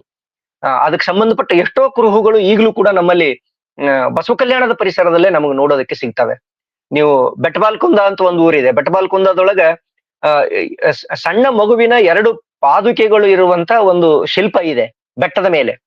ಅಲ್ಲಿ ಒಂದು ಬಸವಣ್ಣನ ಗುಡಿ ಇದೆ, ಅದರ ಪಕ್ಕನೆ ಈ ಸಣ್ಣ ಮಕ್ಕಳ ಕಾಲಿನಷ್ಟೇ ಇರಬಹುದಾದ 2 ಪಾದುಕೆಗಳು ಇರುವಂತ ಒಂದು ಇದು ಇದೆ. ಅದನ್ನ ಇತ್ತೀಚೆಗೆ ಕೆಲವು ಸಂಶೋಧಕರು ಅದು ಬೆಟ್ಟ ಬಾಲಕಂದ ಅಂದ್ರೆ ಬಸವಣ್ಣನ ಮಗನ ಹೆಸರಿನ ಮೇಲೆ ಅವನ ಮಗನ ಸಮಾಧಿ ಅಂತ ಎಲ್ಲ ವಿವರಣೆಗಳನ್ನ ಬರೆದ್ರು. ಆದ್ರೆ ನಾನು ಓದಿರುವ ಹಾಗೆ ಮತ್ತೆ ನಾನು ಆ ಸ್ಥಳಗಳಿಗೆಲ್ಲ 2-3 ಸಲ ಕೊಟ್ಟು ಕ್ಷೇತ್ರ ಕಾರ್ಯ ಮಾಡಿದ್ದೀನಿ. ಆ ಹಿನ್ನೆಲೆಯಲ್ಲಿ ಹೇಳೋದಾದ್ರೆ ಅದು ಬೆಟ್ಟ ಬಾಲಕಂದದ ಮೇಲಿರುವ ಸಣ್ಣ ಮಕ್ಕಳ 2 ಪಾದಿಕೆಗಳಿದಾವಲ್ಲ, ಅದು ಬಸವಣ್ಣನ ಮಗನ ಸಮಾಧಿ ಅಲ್ಲ. ಅದನ್ನ ನಾವು ಈಗಿರುವ ಮೌಖಿಕ ಕಥನಗಳ ಮೂಲಕನೇ ತಿರಸ್ಕರಿಸಬಹುದು. ಯಾಕಂದ್ರೆ ಕಳೆದ ಒಂದು 20-30 ವರ್ಷಗಳ ಹಿಂದೆ ಬೆಟ್ಟಬಾಲ್ಕುಂದದವರು ಯಾವುದೇ ಹಬ್ಬ ಹರಿದಿನಗಳಲ್ಲಿ ಬಸವೇಶ್ವರನ ದೇವಸ್ಥಾನಕ್ಕೆ ಹೋಗಿ ನೈವೇದ್ಯವನ್ನು ಏರ್ಪಡಿಸಿದ ನಂತರ ಈ ಜೋಡಿ ಪಾದಿಕೆಗಳು ಏನ್ ಮಕ್ಕಳ ಪಾದಿಕೆಗಳಿದಾವೆ, ಆ ಪಾದಿಕೆಗೆ ಒಂದು ಕಲ್ಲು ತಗೊಂಡು ಹುಡಿತಿದ್ರು. ಹುಡಿದು ಮನೆಗೆ ಬರುವಂತ ಒಂದು ಸಂಪ್ರದಾಯ ಅವರಲ್ಲಿತ್ತು. ಯಾವಾಗ ಈ ಇತ್ತೀಚಿನ ಕೆಲವು ಸಂಶೋಧಕರು ಏನು ಅದು ಬಸವಣ್ಣನ ಮಗನ ಸಮಾಧಿ ಅಂತ ಬರೆದ್ರಲ್ಲ, ಯಾವುದೋ ಒಂದು ಮೌಖಿಕ ಸಾಹಿತ್ಯವನ್ನು ಇಟ್ಟುಕೊಂಡು, ಅದಾದ್ಮೇಲೆ ಆ ಸಂಪ್ರದಾಯ ಊರಲ್ಲಿ ನಿಂತು ಹೋಗಿದೆ. ಅದನ್ನ ನಾನು ಗಮನಿಸಿದ್ದೀನಿ. ಹಾಗಾಗಿ ನೋಡಿ, ಬಸವಣ್ಣನ ಮಗನ ಸಮಾಧಿ ಆಗಿದ್ರೆ ಮತ್ತೆ ಈ ಶರಣ ಸ್ಮಾರಕಗಳು ಉಳಿಸ್ಕೊಂಡಿರೋದೇ ಜನಪದರು. ಶರಣ ಸ್ಮಾರಕಗಳು ಉಳಿದಿರೋದು ಕೂಡ ಜನಪದ ಸಾಹಿತ್ಯದೊಳಗನ ಮೂಲಕನೇ, ಶಿಷ್ಟ ಸಾಹಿತ್ಯಕ್ಕಿರ ಇತ್ತೀಚೆಗೆ ಬಂದಿರೋದು ಶರಣ ಸ್ಮಾರಕಗಳು. ಹಾಗಾಗಿ ನಾವ್ ಇದನ್ನ ಗಂಭೀರವಾಗಿ ನೋಡಿದಾಗ ಬಸವಣ್ಣನ ಮಗನಿಗೆ ಕಲ್ ತೊಗೊಂಡು ಹೊಡಿಯೋ ಸಂಪ್ರದಾಯ ಯಾಕೆ ಬಂತು ಬೆಟ್ಟಬಾಲ್ಕುಂದದಲ್ಲಿ ಅನ್ನುವಂತ ಒಂದು ದೊಡ್ಡ ಪ್ರಶ್ನೆ ಬಂದ್ಬಿಡ್ತದೆ. ಹಾಗಾಗಿ ಈ ದಾಖಲು ಮಾಡಿರುವ ರೀತಿಯಲ್ಲಿ ಅದು ಬಸವಣ್ಣನ ಮಗನ ಸಮಾಧಿ ಅಲ್ಲ, ಅದು ಈ ಬಾಲಬಸವ ಸಂಪ್ರದಾಯಕ್ಕೆ ಸಂಬಂಧಪಟ್ಟ ಒಬ್ಬ ವ್ಯಕ್ತಿಯ ಸಮಾಧಿ ಆಗಿರ್ಬೋದು, ಅಥವಾ ಆ ಸಂಪ್ರದಾಯದ ಪೀಠಾಧಿಪತಿಯ ಮಗನ ಸಮಾಧಿಯು ಕೂಡ ಆಗಿರ್ಬೋದು. ಈ ತರದ ಕೆಲವು ಊಹೆಗಳನ್ನು ಮಾಡೋದಕ್ಕೆ ನಮಗೆ ಸಾಧ್ಯ ಇದೆ. ಅದು ಬೇರೆ ಸಂದರ್ಭ ಬರ್ತದೆ. ನಾನು ಬಟಗೇರಕ್ಕೆ ಬರ್ತೀನಿ. ಈ ರುದ್ರೇಶ್ವರ ಅನ್ನುವಂತಹ ಮಠವನ್ನ ಅವ್ರು ದಾಖಲು ಮಾಡಿದ್ದಾರೆ. ಅದು ಅಲ್ಲ, ಗೋಣಿ ಬಸಪ್ಪನ ಮಠ ಅಂತ ನಾವು ಅದನ್ನ ಕರಿಬೇಕು. ಪ್ರತಿ ವರ್ಷ ಅಲ್ಲಿ ಜಾತ್ರೆ ಆಗ್ತದೆ. ಅದು 16ನೇ ಶತಮಾನಕ್ಕೆ ಸಂಬಂಧಪಟ್ಟ ಒಂದು ದೊಡ್ಡ ವ್ಯಕ್ತಿಯ ಜಾತ್ರೆ. ಮತ್ತು ಆ ಊರ್ನವ್ರು ಹೇಳುವ ಹಾಗೆ ಹೈದರಾಬಾದಿನ ನಿಜಾಮರು ಈಗ ನಾವು ಬಟಗೇರದಲ್ಲಿ ಕಾಣುವ ಮಠವನ್ನ, ಆ ಕಟ್ಟಡವನ್ನ ನಿರ್ಮಾಣ ಮಾಡೋದಕ್ಕೆ ಧನ ಸಹಾಯ ಮಾಡಿದ್ರು, ಅವರೇ ಕಟ್ಟಿಸ್ಕೊಟ್ರು ನಿಜಾಮರು ಅನ್ನುವಂಥದ್ದನ್ನ ಆ ಊರವರೇ ಹೇಳ್ತಾರೆ. ಇದು ಬಹಳ ಮುಖ್ಯ ಚರಿತ್ರೆಯಲ್ಲಿ ನಮಗೆ. ಯಾಕಂತಂದ್ರೆ ಹೈದರಾಬಾದ್ ಸಂಸ್ಥಾನದ ಬಗೆಗೆ ಇರಬಹುದಾದ ಬಹಳಷ್ಟು ನೆರೇಟಿವ್ ಏನು ಚರ್ಚೆಗಳಿದಾವಲ್ಲ, ಅವುಗಳಿಗೆ ಎದುರಾದ ಒಂದು ವಿವರಣೆ ಈ ಬಟಗೇರದ ಮೂಲಕ ನಮಗೆ ಸಿಗ್ತಾ ಇದೆ. ಹಾಗಾಗಿ ಯಾಕೆ ಈ ತರದ ಮಠಗಳ ವಿಷಯದಲ್ಲಿ, ಶರಣರ ವಿಷಯಗಳಲ್ಲಿ, ಶರಣರಿಗೆ ಸಂಬಂಧಪಟ್ಟ ಸ್ಮಾರಕಗಳ ವಿಷಯದಲ್ಲಿ ಗೊಂದಲಗಳು ಉಂಟಾದವು ಅಂತಂದ್ರೆ, ನಾನು ಮೊದಲೇ ಹೇಳಿದ ಹಾಗೆ ಈ ಹಳ್ಳಿಗಾಡಿನ ಜನಪದರು ಅವುಗಳನ್ನು ಉಳಿಸ್ಕೊಂಡು ಜತನ ಮಾಡ್ಕೊಂಡು ಬಂದಿರೋ ಕಾರಣಕ್ಕಾಗಿ ಅವ್ರಗಳಿಗೆ ಸಾಂಸ್ಕೃತಿಕ ನೆನಪುಗಳು ಅನ್ನೋದು ಕಾಲಕ್ಕೆ ಬದಲಾಗ್ತಾ ಇರ್ತವೆ. ಅವು ಶಾಶ್ವತವಾಗಿರೋದಿಲ್ಲ. ಮತ್ತೆ ಈ ವರ್ತಮಾನದೊಳಗೆ ಈ ಮಠಗಳನ್ನ ನಿರ್ವಹಿಸ್ತಾ ಇರುವಂತಹ ಕೆಲವು ಆಡಳಿತ ಮಂಡಳಿದಾವಲ್ಲ, ಎಲ್ಲರದು ನಾನು ಅಂತ ಇಲ್ಲ, ಸರಳೀಕರಣ ಮಾಡಿ ಹೇಳ್ತಾ ಇಲ್ಲ. ಕೆಲವು ಆಡಳಿತ ಮಂಡಳಿಗಳು ಈ ಮಠಗಳನ್ನು ಮಾರುಕಟ್ಟೆಯ ಸರಕಾಗಿಸ್ತಾ ಇದಾವೆ ಅನ್ನೋದು ಒಂದು ಅಪವಾದ ಅಂತೂ ಇದ್ದೇ ಇದೆ. ಹಾಗಾಗಿ ಅವರುಗಳಲ್ಲಿ ಸೃಜನಶೀಲತೆ ಅನ್ನೋದು ಉಳಿಯಲ್ಲ. ಈ ಕಾರಣಕ್ಕಾಗಿ ಈ ಎಲ್ಲ ಗೊಂದಲಗಳು ಮತ್ತು ಅಪಸವ್ಯಗಳು ನಮ್ಮ ಚರಿತ್ರೆಯಲ್ಲಿ ನಮಗೆ ನೋಡ್ಲಿಕ್ಕೆ ಸಿಗ್ತಾ ಇದೆ. ಇನ್ನು ಹುಲ್ಸೂರಿನ ಒಂದು ಮಠದ ಬಗ್ಗೆ ನಾನು ಬಸವ ಕಲ್ಯಾಣದಲ್ಲಿ ಪ್ರಸ್ತಾಪ ಮಾಡ್ಲೇಬೇಕು. ಹುಲ್ಸೂರಿಗೆ ಒಂದು ಪ್ರತ್ಯೇಕ ತಾಲೂಕು ಆಗಿರಿದೆ, ಆದ್ರೆ ಬಸವ ಕಲ್ಯಾಣ ಅವಿಭಜಿತ ತಾಲೂಕಾಗಿ ನಾನು ಮಾತಾಡ್ತಾ ಇದ್ದೀನಿ. ಹುಲ್ಸೂರಿನೊಳಗನೆ ಈಗ ಗುರುಬಸವೇಶ್ವರ ಮಠ ಅಂತ ಒಂದಿದೆ. ಆ ಮಠವನ್ನ 12ನೇ ಶತಮಾನದಲ್ಲಿ ಅಲ್ಲಮ ಪ್ರಭುಗಳೇ ಸ್ಥಾಪನೆ ಮಾಡಿದ್ರು ಅಂತ ಆ ಊರಿನವರು ಹೇಳ್ಕೊತಾರೆ. ನಾನು ಮಾತಾಡುವ ಬಹುತೇಕ ವಿಷಯಗಳಿಗೆ ಲಿಖಿತ ದಾಖಲೆಗಳ ಕೊರತೆ ತುಂಬಾ ಇದೆ. ಇವೆಲ್ಲವೂ ಕೂಡ ಜನಪದ ಸಾಹಿತ್ಯದ ಮೂಲಕ ಮತ್ತು ಮೌಖಿಕ ಕಥನಗಳ ಮೂಲಕ ಮಾತ್ರ ನಾವು ಕಟ್ಕೊಳ್ಬಹುದಾದ ಒಂದು ಚರಿತ್ರೆ ಇದು. ಕೆಲವು ಕಡೆ ನಮಗೆ ಲಿಖಿತ ದಾಖಲೆಗಳು ಸಿಗ್ತವೆ. ಅಲ್ಲಮ ಪ್ರಭುಗಳು 12ನೇ ಶತಮಾನದಲ್ಲಿ ಕಲ್ಯಾಣದಿಂದ ಯಾವುದೋ ಸಂದರ್ಭದಲ್ಲಿ ಯಾವುದೋ ಕಾರಣಕ್ಕಾಗಿ ಹುಲ್ಸೂರಿಗೆ ಹೋಗಿದ್ರು. ಹಾಗಾಗಿ ಆ ಹುಲ್ಸೂರಿನೊಳಗೆ ತಾವು ನೆಲೆಸಿದ್ದ ಒಂದು ಸ್ಥಳದೊಳಗೆ ಒಂದು ಮಠವನ್ನ ಕಟ್ಟಿದ್ರು. ಆ ಮಠಕ್ಕೆ ಚೌಕಿ ಮಠ ಅಂತ ಕರೆದ್ರು ಅಂತ ಆ ಊರಿನವ್ರು ಹೇಳ್ತಾರೆ. ಆ ಮಠದ ಸ್ವಾಮೀಜಿಗಳು ಕೂಡ ಈ ಚರಿತ್ರೆಯನ್ನ ಹೀಗೆ ಹೇಳ್ತಾರೆ. ಈ ಮಠಕ್ಕೆ ಈ ಚೌಕಿ ಮಠ, ಈಗ ಅದನ್ನ ಶ್ರೀ ಗುರುಬಸವೇಶ್ವರ ಸಂಸ್ಥಾನ ಮಠ ಅಂತ ನಾವು ಕರಿತಾ ಇದ್ದೀವಿ. ಈ ಮಠಕ್ಕೆ ಕರ್ನಾಟಕ, ಮಹಾರಾಷ್ಟ್ರ ಮತ್ತು ಆಂಧ್ರದೊಳಗೆ ಸೇರಿಸ್ಕೊಂಡು 3 ರಾಜ್ಯಗಳಲ್ಲಿ ಸುಮಾರು 16 ಶಾಖಾ ಮಠಗಳಿದಾವೆ. ಕರ್ನಾಟಕದೊಳಗನೆ ಬೇಲೂರುನೊಳಗೊಂದು ಮಠ ಇದೆ, ಪ್ರತಾಪುರದೊಳಗೊಂದಿದೆ, ಕಂಡಾಳ, ಗೌಡ್ಗಾಂವ್, ಬ್ಯಾಲಹಳ್ಳಿ, ಸಾಯಿಗಾಂವ, ಹುಣಜಿ, ಕಣಜಿ, ಜಾಂತಿ, ಧನ್ನೂರು, ನಿರ್ಣ ಮತ್ತು ಕೊಡಂಬಲ್ಗಳಲ್ಲಿ ಶಾಖಾ ಮಠಗಳಿದಾವೆ. ಮಹಾರಾಷ್ಟ್ರದ ಲಾತೂರ್ ಜಿಲ್ಲೆಯ ಉದಗೀರ್ ತಾಲೂಕಿನ ನಾಗರಾಳದೊಳಗ ಮತ್ತು ಉದಗೀರ್ ನಗರದಲ್ಲಿನೇ 2 ಶಾಖಾ ಮಠಗಳಿದಾವೆ. ಆಂಧ್ರ ಪ್ರದೇಶದ ಹೈದರಾಬಾದಿನಲ್ಲಿ ಈ ಮಠದ ಶಾಖಾ ಮಠ ಒಂದಿದೆ. ಮತ್ತೆ ಬಸವ ಕಲ್ಯಾಣದ ಇನ್ನೊಂದು ಮಠವನ್ನ ನಾನು ವಿಶೇಷವಾಗಿ ಉಲ್ಲೇಖಿಸಲೇಬೇಕು. ಗಡಿಗೌಡ್ಗಾಂವ್ ಅನ್ನುವಂತಹ ಒಂದು ಗ್ರಾಮ ಇದೆ, ಗಡಿಗೌಡ್ಗಾಂವ್ ಅಂತ. ಅಲ್ಲಿರುವ ಒಂದು ಹಿರೇಮಠಕ್ಕೆ 308 ಶಾಖಾ ಮಠಗಳಿದ್ವು ಅಂತ ಹೇಳ್ತಾರೆ. ಆ ಯಾವ ಮಠಗಳು ಈಗ ಅಸ್ತಿತ್ವದಲ್ಲಿಲ್ಲ, ಕೇವಲ ಒಂದು ಮಠ. ಇದು ಗಡಿಗೌಡ್ಗಾಂವ್ ಈಗ ಬಹಳ ಆದ್ರೆ ಒಂದು 1500 ಅಥವಾ 2000 ಒಳಗಡೆ, ಅದಕ್ಕಿಂತಲೂ ಕಡಿಮೆನೆ ಇದ್ದಿರಬಹುದು, ಅಷ್ಟು ಜನಸಂಖ್ಯೆ ಇರುವಂತ ಒಂದು ಸಣ್ಣ ಹಳ್ಳಿ. ಅಲ್ಲಿರುವ ಒಂದು ಹಿರೇಮಠಕ್ಕೆ 308 ಶಾಖಾ ಮಠಗಳಿದ್ವು. ದೊಡ್ಡ ಕೆಲಸವನ್ನು ಮಾಡಿದವ ಅವೆಲ್ಲ ಈ ವೀರಶೈವ ಸಂಸ್ಕೃತಿಯ ಬೆಳವಣಿಗೆಯಲ್ಲಿ ಅನ್ನೋದನ್ನ ನಾವು ನೋಡಿದ್ರೆ ಬಹಳ ಖೇದ ಆಗ್ತದೆ. ಈಗ ಯಾವ ಮಠಗಳು ಕೂಡ ಅಸ್ತಿತ್ವದಲ್ಲಿ ಇಲ್ಲ. ಗಡಿಗೌಡಿನ ಹಿರೇಮಠನೇ ಈಗ ತುಂಬಾ ಕ್ಷೀಣ ಸ್ಥಿತಿಯಲ್ಲಿದೆ. ಮತ್ತೆ ಇದ್ರ ಜೊತೆಗೆ ಇನ್ನೊಂದು ಮುಖ್ಯವಾಗಿ ನಾನು ದಾಖಲಿಸಲೇಬೇಕಾದಂತ ವಿಷಯ ಅಂತಂದ್ರೆ ಹಾರ್ಕೂಡದ ಮಠದ ಬಗ್ಗೆ ನಾವು ಮಾತಾಡ್ಲೇಬೇಕು. ಈ ಹಾರ್ಕೂಡ ಮಠ ಈಗ ಚನ್ನಬಸವೇಶ್ವರ ಶಿವಾಚಾರ್ಯರು ಇದನ್ನ ಮುನ್ನಡೆಸ್ತಾ ಇದ್ದಾರೆ. ಸಾಹಿತ್ಯಿಕವಾಗಿ ಬಹಳ ದೊಡ್ಡ ಕೆಲಸವನ್ನ ಅವ್ರು ಮಾಡ್ತಾರೆ. ಒಂದು ಪ್ರಶಸ್ತಿಯನ್ನ ಅವ್ರು ಕೊಡ್ತಾರೆ ಸಾಹಿತ್ಯದಲ್ಲಿ. ಸುಮಾರು 1 ಲಕ್ಷ ರೂಪಾಯಿ ಬಹುಮಾನವನ್ನು ಅವ್ರ ಪ್ರಶಸ್ತಿಗೆ ಕೊಡ್ತಾರೆ. ವರ್ಷ 1 ಅಥವಾ 2 ಪ್ರಶಸ್ತಿಯನ್ನ ಅವ್ರು ಕೊಡ್ತಾನೆ ಇದ್ದಾರೆ. ಮತ್ತೆ ಕೆಲವು ಐತಿಹಾಸಿಕ ಈ ಧರ್ಮಕ್ಕೆ ಸಂಬಂಧಪಟ್ಟ ಪುಸ್ತಕಗಳನ್ನ ಅವ್ರು ಪ್ರಕಟ ಮಾಡ್ತಾನೆ ಇದ್ದಾರೆ. ಹಾಗಾಗಿ ಸಾಹಿತ್ಯಿಕವಾಗಿ, ಸಾಂಸ್ಕೃತಿಕವಾಗಿ ಮತ್ತು ಧಾರ್ಮಿಕವಾಗಿ ಹಾರ್ಕೂಡ ಮಠದ ಕೊಡುಗೆ ಇದೆಯಲ್ಲ, ಬೀದರ್ ಜಿಲ್ಲೆಗೆ ಮತ್ತು ಕರ್ನಾಟಕಕ್ಕೆ ಬಹಳ ದೊಡ್ಡ ಕೊಡುಗೆ ಅಂತ ನಾನು ಅನ್ಕೊಳ್ತೀನಿ. ಈ ಮಠದ ಶಾಖಾ ಮಠಗಳು ಕರ್ನಾಟಕದ ಗದಲೆಗಾಂವಲ್ಲಿ, ಸರ್ಜೋಳ್ಗ, ದುಬುಲ್ಗುಂಡಿ, ಸೇಡೋಳ್ ಮತ್ತೆ ಚಿಂಚೋಳಿಗಳಲ್ಲಿ ನಾವು ಕಾಣ್ತೀವಿ. ಮಹಾರಾಷ್ಟ್ರದ ಉಸ್ಮಾನಾಬಾದ್ ಜಿಲ್ಲೆಯ ಉಮರ್ಗಾ ತಾಲೂಕಿನ ತುರೂರಿಯೊಳಗೂ ಕೂಡ ಈ ಮಠದ ಒಂದು ಶಾಖಾ ಮಠ ಇದೆ. ಆಂಧ್ರ ಪ್ರದೇಶದ ರಂಗಾರೆಡ್ಡಿ ಜಿಲ್ಲೆಯ ತಾಂಡೂರು ತಾಲೂಕಿನ ಜೀವಣಗಿ ಎಲ್ಲವೂ ಕೂಡ ಒಂದು ಈ ಮಠದ ಶಾಖಾ ಮಠ ಇದೆ. ಕಲಬುರಗಿ ಜಿಲ್ಲೆ ಕಮಲಾಪುರ ತಾಲೂಕಿನೊಳಗೆ ಒಂದು ಜೀವಣಗಿ ಇದೆ. ಅದು ಜೈನರ ದೊಡ್ಡ ನೆಲೆ. ಅದು ಈಗಲೂ ಕೂಡ ಅಲ್ಲಿ ಜೈನರ ಶಿಲ್ಪ ಇದೆ. ಆ ತರದೇ ಒಂದು ಆಂಧ್ರ ಪ್ರದೇಶದಲ್ಲಿ ಜೀವಣಗಿ ಅಂತ ಒಂದು ಊರಿದೆ, ಅಲ್ಲಿ ಮಠದ ಶಾಖಾ ಮಠ ಇದೆ. ಬಹಳ ಮುಖ್ಯ ಅಂತಂದ್ರೆ ಯಾವುದೋ ಸಂದರ್ಭದೊಳಗ ಈ ಮಠದ ಆವರಣದ ಜಾಗದೊಳಗನೆ ಡಾಕ್ಟರ್ BR ಅಂಬೇಡ್ಕರ್ ಅವರದ್ದು ಒಂದು ಸಣ್ಣ ಮೂರ್ತಿ ಇತ್ತು ಮತ್ತು ಒಂದು ಮಸೀದಿ ಇತ್ತು. ಮಠಕ್ಕೆ ಕಂಪೌಂಡ್ ಕಟ್ಟುವಾಗ ಈಗಿನ ಸ್ವಾಮಿಗಳು ಅವೆಲ್ಲವನ್ನು ಜೀರ್ಣೋದ್ಧಾರಗೊಳಿಸಿ ಹಾಗೇ ಉಳಿಸ್ಕೊಂಡು ಮಠವನ್ನು ಕಟ್ಟಿದ್ದಾರೆ. ಇದು ಬಹಳ ದೊಡ್ಡ ಕೊಡುಗೆ. ಬೀದರ್ ಜಿಲ್ಲೆಯ ವಿಶೇಷತೆ ಇರೋದು ಚರಿತ್ರೆಯದ್ದು ಇಂತಹ ಕೆಲವು ಘಟನೆಗಳಲ್ಲಿ. ಹಾರ್ಕೂಡಿನ ಮಠದೊಳಗಡೆನೆ ಅಂಬೇಡ್ಕರ್ ಅವರ ಮೂರ್ತಿ ಇರೋದು, ಅದನ್ನು ಮಠ ಜೀರ್ಣೋದ್ಧಾರ ಮಾಡೋದು, ಮತ್ತೆ ಅಲ್ಲಿ ಮಸೀದಿಯನ್ನ ಜೀರ್ಣೋದ್ಧಾರ ಮಾಡ್ಕೊಂಡು ಹಾಗೆ ಉಳಿಸ್ಕೊಳ್ಳೋದಿದೆಯಲ್ಲ, ಈ ಧಾರ್ಮಿಕ ಸಮನ್ವಯತೆಯನ್ನ ನಾವು ಕರ್ನಾಟಕಕ್ಕೆ ಮತ್ತು ಭಾರತಕ್ಕೆ ಮಾದರಿಯಾಗಿ ಈ ವರ್ತಮಾನದಲ್ಲಿ ಇಡಬೇಕಾದ ಒಂದು ಕ್ರಮ ಅಂತ ನಾನು ಅನ್ಕೊಳ್ತೀನಿ. ಇಷ್ಟು ಬಸವ ಕಲ್ಯಾಣಿನ ಮಠಗಳ ಬಗ್ಗೆ ನಾನು ಹೇಳೋದು. ತುಂಬಾ ವಿವರವಾದ ವಿವರಗಳಿಗೆ ನಾನು ಹೋಗಲ್ಲ, ಅದು ಎಲ್ಲ ಕಡೆ ನಿಮ್ಗೆ ಸಾಹಿತ್ಯದಲ್ಲಿ ಸಿಗುತ್ತದೆ. ಇನ್ನು ಭಾಲ್ಕಿ ತಾಲೂಕಿಗೆ ನಾವು ಬಂದ್ರೆ, ಭಾಲ್ಕಿ ತಾಲೂಕಿನೊಳಗೆ ಸುಮಾರು 60 ಮಠಗಳಿದ್ವು ಅಂತ ನಮ್ಗೆ ಹಿರಿಯರು ಹೇಳ್ತಾರೆ. ಆದ್ರೆ ಅವುಗಳ ಸಂಖ್ಯೆನೂ ಕೂಡ ಬೇರೆ ಜಿಲ್ಲೆಗಳ ಹಾಗೆ ಈಗ ತುಂಬಾ ಗಣನೀಯ ಇಳಿಕೆಯಲ್ಲಿ ಇದೆ. ಈಗ ಪ್ರಸ್ತುತ ತಾಲೂಕಿನೊಳಗ 7 ವಿರಕ್ತ ಮಠಗಳು ಮತ್ತು 3 ಹಿರೇ ಮಠಗಳು ಕೆಲಸ ಮಾಡ್ತಾ ಇವೆ. ಅದರೊಳಗ ಜಾಂತಿ, ಕಣಜಿ, ಹುಣಜಿ, ಖಟಕ್ಚಿಂಚೋಳಿ, ಡೊಣಗಾಪುರ್ ಮುಂತಾದ ಕಡೆ ಗುರುಸ್ಥಳ ಪರಂಪರೆಯ ಮಠಗಳು ಇರೋದನ್ನ ನಾವು ನೋಡ್ತೀವಿ. ಇನ್ನು ವಿರಕ್ತ ಮಠಗಳಾದ ಧನ್ನೂರು, ಹುಣಜಿ, ಗೌಡ್ಗಾಂವ್, ಸಾಯ್ಗಾಂವ್, ಲಖನ್ಗಾಂವ್ ಹಾಗೂ ಭಾಲ್ಕಿಯಲ್ಲಿರುವ ಮಹಾಂತೇಶ್ವರ ಹಾಗೂ ಉರ್ಲಿಗಿಪೆದ್ದ ಮಠಗಳಿಗೆ ಉತ್ತರಾಧಿಕಾರಿಗಳಿಲ್ಲ. ಮೇಲೆ ನಮೂದಿಸಿದ ಗುರುಸ್ಥಳದ ಮಠಗಳು ಅಂತ ನಾನು ಏನ್ ಹೇಳಿದೆ, ಅವುಗಳಿಗೂ ಕೂಡ ಈಗ ಉತ್ತರಾಧಿಕಾರಿಗಳಿಲ್ಲ. ಹಾಗಾಗಿ ಅವೆಲ್ಲವೂ ಈಗ ಅಸ್ತಿತ್ವದಲ್ಲಿಲ್ಲ. ಕೇವಲ ದಾಖಲೀಕರಣ ನಾವು ಮಾಡಬಹುದಷ್ಟೇ. ಇನ್ನು ಎಲ್ಲದಕ್ಕೂ ಮುಖ್ಯವಾಗಿ ಭಾಲ್ಕಿ ಹಿರೇಮಠ ಸಂಸ್ಥಾನ ಏನಿದೆಯಲ್ಲ, ಅದನ್ನ ನಾವು ಉಲ್ಲೇಖ ಮಾಡ್ಲಾರ್ದೇನೆ ಭಾಲ್ಕಿ ಚರಿತ್ರೆಯ ಮಠಗಳ ಚರಿತ್ರೆಯನ್ನ ನಾವು ಮುಗ್ಸಕ್ಕಾಗಲ್ಲ. ಈಗ ಪ್ರಸ್ತುತ ಶ್ರೀ ಬಸವಲಿಂಗ ಪಟ್ಟದೇವರು ಅದರ ನೇತೃತ್ವವನ್ನು ವಹಿಸಿಕೊಂಡಿದ್ದಾರೆ. ಅದರ ಮುಂದಿನ ಉತ್ತರಾಧಿಕಾರಿಗಳಾಗಿ ಗುರುಬಸವ ಪಟ್ಟದೇವರು ಇದ್ದಾರೆ. ಆದ್ರೆ ಈ ಮಠಕ್ಕೆ ಒಂದು ದೊಡ್ಡ ಸಾಂಸ್ಕೃತಿಕ ಮತ್ತು ಚಾರಿತ್ರಿಕ ಹಿನ್ನೆಲೆ ಇರೋದನ್ನ ನಾವೆಲ್ಲ ಕಡೆ ಗಮನಿಸಿದೀವಿ.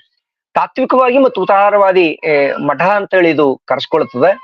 ಸಾಣೇಹಳ್ಳಿಯ ಪಂಡಿತಾರಾಧ್ಯ ಸ್ವಾಮಿಗಳು ಹೇಗೆ ಮತ್ತೆ ಕಲ್ಯಾಣ ಎನ್ನುವಂತಹ ಒಂದು ಚರಿತ್ರೆಯನ್ನ ಕಾರ್ಯಕ್ರಮವನ್ನ ಕರ್ನಾಟಕದಾದ್ಯಂತ ಮಾಡಿದ್ರಲ್ಲ, ಹಾಗೆ ಈ ಭಾಲ್ಕಿಯ ಬಸವಲಿಂಗ ಪಟ್ಟದೇವರು ಸುಮಾರು ವರ್ಷಗಳಿಂದ ಮಹಾರಾಷ್ಟ್ರ ಮತ್ತು ಆಂಧ್ರ ಪ್ರದೇಶಗಳಲ್ಲಿ ತಮ್ಮ ಕಾಲ್ನಡಿಗೆಯ ಮೂಲಕ ಶರಣ ಸಂಸ್ಕೃತಿಯನ್ನ ಪ್ರಸಾರ ಮಾಡುವ ಬಹುದೊಡ್ಡ ಕಾರ್ಯದೊಳಗ ನಿರತರಾಗಿರೋದನ್ನ ನಾವು ನೋಡ್ಬೇಕು. ಮತ್ತೆ ಇವರು ಜಯದೇವಿ ತಾಯಿ ಲಿಗಾಡೆ ಮತ್ತು MM ಕಲಬುರ್ಗಿ ಅವರುಗಳ ಹೆಸರಿನೊಳಗ ಪ್ರಶಸ್ತಿಯನ್ನ ಕೊಡ್ತಾರೆ. ಈ ಮಠದ ಶಾಖಾ ಕೇಂದ್ರಗಳು ಕೂಡ ಸುಮಾರು ಕರ್ನಾಟಕ, ಮಹಾರಾಷ್ಟ್ರ, ಆಂಧ್ರ ಪ್ರದೇಶದಲ್ಲಿ ಇದಾವೆ. ಕರ್ನಾಟಕದ ಕಡೆನೆ ಕಮಲ್ನಗರ, ಬೋರಾಳು, ವಲ್ಲೇಪುರ, ಗಾದಿ ಮುಂತಾದ ಕಡೆ ಇದರ ಶಾಖಾ ಮಠಗಳಿದಾವೆ. ಆಂಧ್ರ ಪ್ರದೇಶದ ಕಾರಮುಂಗಿ, ಮೋರ್ಗಿ, ಮೈನಳ್ಳಿ, ಪಗಡಪಳ್ಳಿ, ಶಹಾಪುರು, ಚುಕುರ್ತಿ, ಪಕ್ರಾಣಿ ಇಲ್ಲೆಲ್ಲ ಇದರ ಶಾಖಾ ಮಠಗಳಿದಾವೆ. ಮಹಾರಾಷ್ಟ್ರದ ಶಿರಾಡೋಳಗಳಲ್ಲಿ ಈ ಭಾಲ್ಕಿ ಮಠದ ಶಾಖಾ ಮಠಗಳಿದಾವೆ.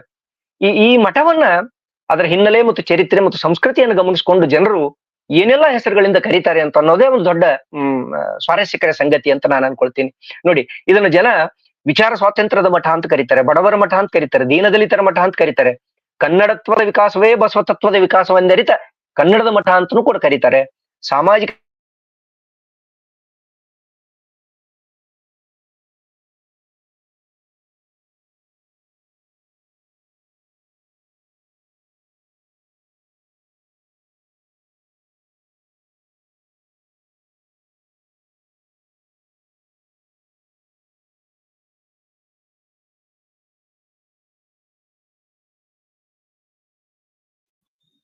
ಕೇಳಿಸ್ತಿದೆಯಾ ಎಲ್ಲರಿಗೂ ಮಾತು?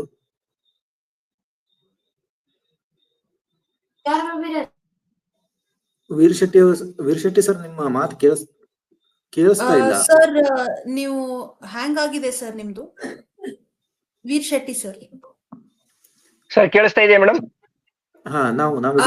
ಕೇಳಿಸ್ತಾ ಇದೆ ಸರ್. ಎಸ್, ಕೇಳಿಸ್ತಾ ಇದೆ. ಓಕೆ.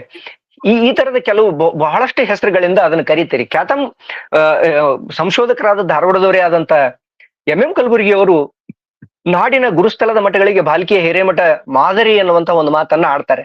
ಇದನ್ನು ನಾವು ಗಮನಿಸ್ಬೇಕು. ಮತ್ತೆ ಇದರ ಪೂರ್ವದಲ್ಲಿದ್ದಂತ, ಈಗಿನ ಮಠಾಧಿಪತಿಗಳ ಪೂರ್ವದಲ್ಲಿದ್ದಂತ ಒಬ್ಬ ಗುರುಗಳು ಚನ್ನಬಸವ ಪಟ್ಟದೇವರು, ಅವರು ಬಹಳ ದೊಡ್ಡ ಕರ್ತೃತ್ವ ಶಕ್ತಿಯಾಗಿ ಆ ಮಠವನ್ನ ಕಟ್ಟಿದ್ದಾರೆ, ಬೆಳೆಸಿದ್ದಾರೆ, ತಾತ್ವಿಕವಾಗಿ ಬೆಳೆಸಿದ್ದಾರೆ. ಅದನ್ನು ನಾವು ಗಮನಿಸಲೇಬೇಕು. ವಿಶೇಷ ಅಂತಂದ್ರೆ, ನಮ್ಮಲ್ಲಿ ಹಿರಿಯರು ಹೇಳ್ತಾ ಇದ್ರು, ಪ್ರತಿದಿನ ರಾತ್ರಿ ತಾನು ಮಲಗುವ ಮುಂಚೆ ಒಂದ್ಸಲ ಭಾಲ್ಕಿ ಬಸ್ ಸ್ಟ್ಯಾಂಡಿಗೆ ಅವ್ರು ಹೋಗ್ತಾ ಇದ್ರಂತೆ. ಕುದುರೆ ಮೇಲೆ ಓಡಾಡ್ತಾ ಇದ್ರು. ಅವಾಗ ಭಾಲ್ಕಿ ಮಠಕ್ಕೆ ಅವರು ಭಾಲ್ಕಿ ಮಠದಿಂದ ಕುದುರೆ ಮೇಲೆ ಬಸ್ ಸ್ಟ್ಯಾಂಡಿಗೆ ಹೋಗಿ ಬಸ್ ತಪ್ಪಿಸ್ಕೊಂಡ ಪ್ರಯಾಣಿಕರನ್ನ ಎಲ್ಲರನ್ನ ತನ್ನ ಮಠಕ್ಕೆ ಕರ್ಕೊಂಡು ಹೋಗಿ ರಾತ್ರಿ 10 ಗಂಟೆ 11 ಗಂಟೆಗೆ ತಾವೇ ಕೈಯಾರಿ ಅಡಿಗೆ ಮಾಡಿ ಅವ್ರುಗಳಿಗೆಲ್ಲ ಉಣಿಸಿ ಅವ್ರಿಗೆ ಮಲಗೋ ವ್ಯವಸ್ಥೆ ಮಾಡಿದ್ ಹೋಗಿ ತಾನು ಮಲಗ್ತಿದ್ರಂತೆ ಚನ್ನಬಸವ ಪಟ್ಟದೇವರು. ಅಂತ ಒಂದು ದೊಡ್ಡ ತಾತ್ವಿಕವಾಗಿ ಈ ಶರಣ ಸಂಸ್ಕೃತಿಯನ್ನ ಪ್ರಸಾರ ಮಾಡದಂತ ಸ್ವಾಮೀಜಿಗಳೆಲ್ಲ ಆಗಿ ಹೋಗಿದ್ದಾರೆ. ಅವರನ್ನ ಬಿಟ್ಟು ಬೀದರ್ ಜಿಲ್ಲೆಯ ಈ ಮಠಗಳ ಚರಿತ್ರೆಯನ್ನ ನಾವು ನೋಡ್ಲಿಕ್ಕೆ ಸಾಧ್ಯ ಇಲ್ಲ ಅನ್ನೋಷ್ಟು ಮಟ್ಟಿಗೆ ಅವರು ತಮ್ಮ ಪ್ರಭಾವವನ್ನ ಬೀರಿದ್ದಾರೆ. ಮತ್ತೆ ಇಡೀ ಬೀದರ್ ಜಿಲ್ಲೆ ಎಲ್ಲ ಮಠಾಧಿಪತಿಗಳಿಗೂ, ವರ್ತಮಾನದ ಮಠಾಧಿಪತಿಗಳಿಗೂ ಕೂಡ ಚನ್ನಬಸವ ಪಟ್ಟದೇವರ ಬಗ್ಗೆ ಒಂದು ದೊಡ್ಡ ಅಭಿಮಾನ ಇರೋದನ್ನ ನಾವು ನೋಡ್ತೀವಿ. ಇನ್ನು ಔರಾದ್ ತಾಲೂಕಿಗೆ ಬರೋದಾದ್ರೆ, ಔರಾದ್ ತಾಲೂಕು ಒಂದರೊಳಗನೆ ಸುಮಾರು 56 ಮಠಗಳಿದ್ವು ಅಂತ ನಮಗೆ ವಿವರಣೆಗಳು ಸಿಗ್ತವೆ. ಅದರಲ್ಲಿ ಬಹಳಷ್ಟು ನಾನು ಬೇರೆ ತಾಲೂಕುಗಳಲ್ಲಿ ಹೇಳಿದ ಹಾಗೆ ತುಂಬಾ ಕ್ಷೀಣಿಸಿ ಹೋಗಿದ್ದಾವೆ, ಅವನತಿಯಾಗಿದ್ದಾವೆ, ಅಸ್ತಿತ್ವದ ಇಲ್ಲ. ಅದ್ರೊಳಗೆ ಈಗ 6 ವಿರಕ್ತ ಮಠಗಳು ಕಾರ್ಯನಿರ್ವಹಿಸ್ತಾ ಇದ್ದಾವೆ, 9 ಹಿರಿಯ ಮಠಗಳು ಅಲ್ಲಿದ್ದಾವೆ ಅನ್ನುವಂಥದ್ದು ಮಾಹಿತಿಗಳು ನಮಗೆ ಸಿಗ್ತವೆ. ಯಾವುದೇ ತಾಲೂಕಿನ ಸಂಖ್ಯೆಗಳನ್ನ ನಾನು ಹೇಳುವಾಗ ಅದು ಒಂದಿಷ್ಟು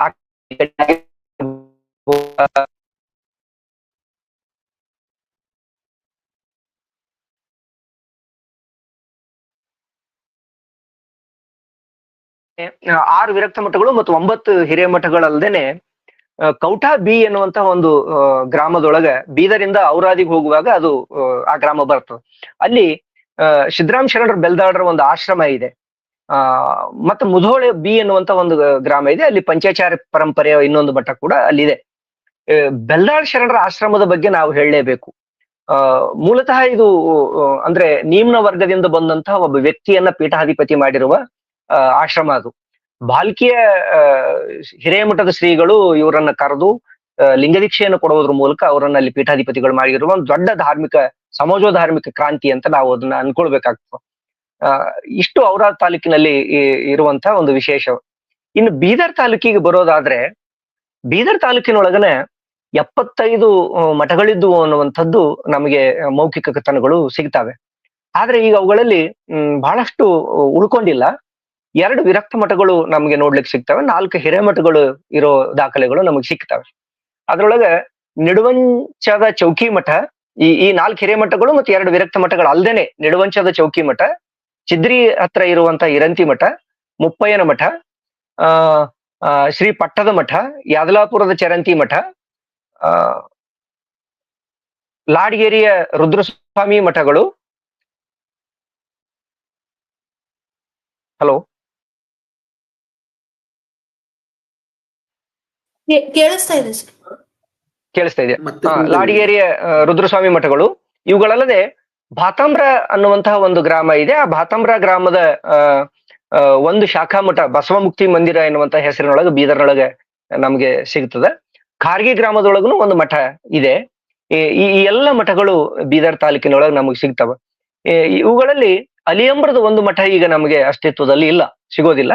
ಮತ್ತೆ ನಿಡುವಂಚದ ಚೌಕಿ ಮಠದ ಬಗ್ಗೆ ನಾನಿಲ್ಲಿ ಹೇಳಲೇಬೇಕು.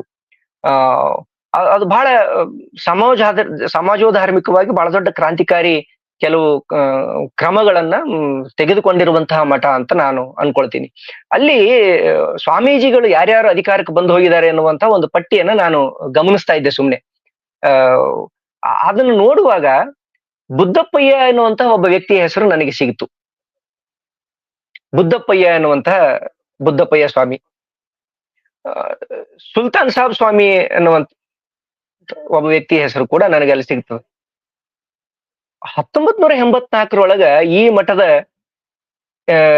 ಪೀಠಾಧಿಪತಿಯಾಗಿ ಮೈತ್ರಾದೇವಿ ಮತ್ತು ಮಡಿವಾಳೇಶ್ವರ ಸ್ವಾಮಿಗಳು ಒಟ್ಟಿಗೆ ಪೀಠಾರೋಹಣ ಮಾಡಿರುವಂತದ್ದನ್ನ ನಾವು ನೋಡ್ತೀವಿ. ಅಂದ್ರೆ ಒಂದು ಹೆಣ್ಣು ಒಂದು ಗಂಡು ಲಿಂಗಭೇದವನ್ನ ಅಳಿಸಿ ಹಾಕುವ ಕಾರಣಕ್ಕಾಗಿ ಈ ನಿಡುವಂಚದ ಚೌಕಿ ಮಠ ಪೀಠಾಧಿಪತಿಯನ್ನ ಮಾಡ್ಕೊಂಡಿರೋದನ್ನ ನಾವು ನೋಡ್ಲಿಕ್ಕೆ ಸಾಧ್ಯ ಇದೆ. ಇದಿಷ್ಟು ಬೀದರ್ ತಾಲೂಕಿನ ಮಠಗಳ ಬಗ್ಗೆ ಇರುವಂತಹ ವಿಷಯ. ಇನ್ನು ಕೊನೆಯದಾಗಿ ಹುಮ್ನಾಬಾದ್ ತಾಲೂಕಿನ ಬಗ್ಗೆ ನಾನು ಒಂದಿಷ್ಟು ವಿವರಣೆಗಳನ್ನ ಕೊಡ್ತೇನೆ. ಹುಮ್ನಾಬಾದ್ ತಾಲೂಕದೊಳಗನೆ 150 ಮಠಗಳಿದ್ವು ಅಂತ ನಮ್ಗೆ ಹಿರಿಯರು ಹೇಳ್ತಾರೆ. ಆದ್ರೆ ಈಗ ಅಲ್ಲಿ 21 ಮಠಗಳನ್ನ ನಾವು ನೋಡ್ಲಿಕ್ಕೆ ಸಾಧ್ಯ ಇದೆ. ಅದರೊಳಗೆ 6 ವಿರಕ್ತ ಮಠಗಳು, 4 ಹಿರಿಯ ಮಠಗಳು ಕಾರ್ಯನಿರ್ವಹಿಸ್ತಾ ಇವೆ. ಹುಮ್ನಾಬಾದ್ ನಗರದೊಳಗನೆ 101 ಮಠಗಳಿದ್ವು ಅಂತ ಅಲ್ಲಿನ ಎಲ್ಲ ಜನರ ಒಂದು ದೊಡ್ಡ ನಂಬಿಕೆಯಾಗಿದೆ. ಆದ್ರೆ ಈಗ ಅವು 101ಗಳ ಸಂಖ್ಯೆ ನಮಗೆ ಸಿಗೋದಿಲ್ಲ. ಅವುಗಳಲ್ಲಿ ಬಹಳ ಮುಖ್ಯವಾಗಿ ಬಸವತೀರ್ಥ ಮಠ, ಹಿರೇಮಠ, ಮುರುಘಾ ಮಠಗಳು ಮಾತ್ರ ತಮ್ಮ ಅಸ್ತಿತ್ವವನ್ನ ಉಳಿಸ್ಕೊಂಡಿದ್ದಾವೆ, ಕಾರ್ಯಚಟುವಟಿಕೆಗಳಲ್ಲಿ ಇದಾವೆ.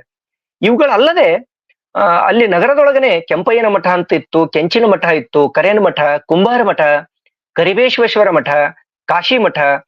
ಈ ಮಠಗಳ ಹೆಸರುಗಳನ್ನ ತುಂಬಾ ಸೂಕ್ಷ್ಮವಾಗಿ ನೀವು ಗಮನಿಸಬೇಕು.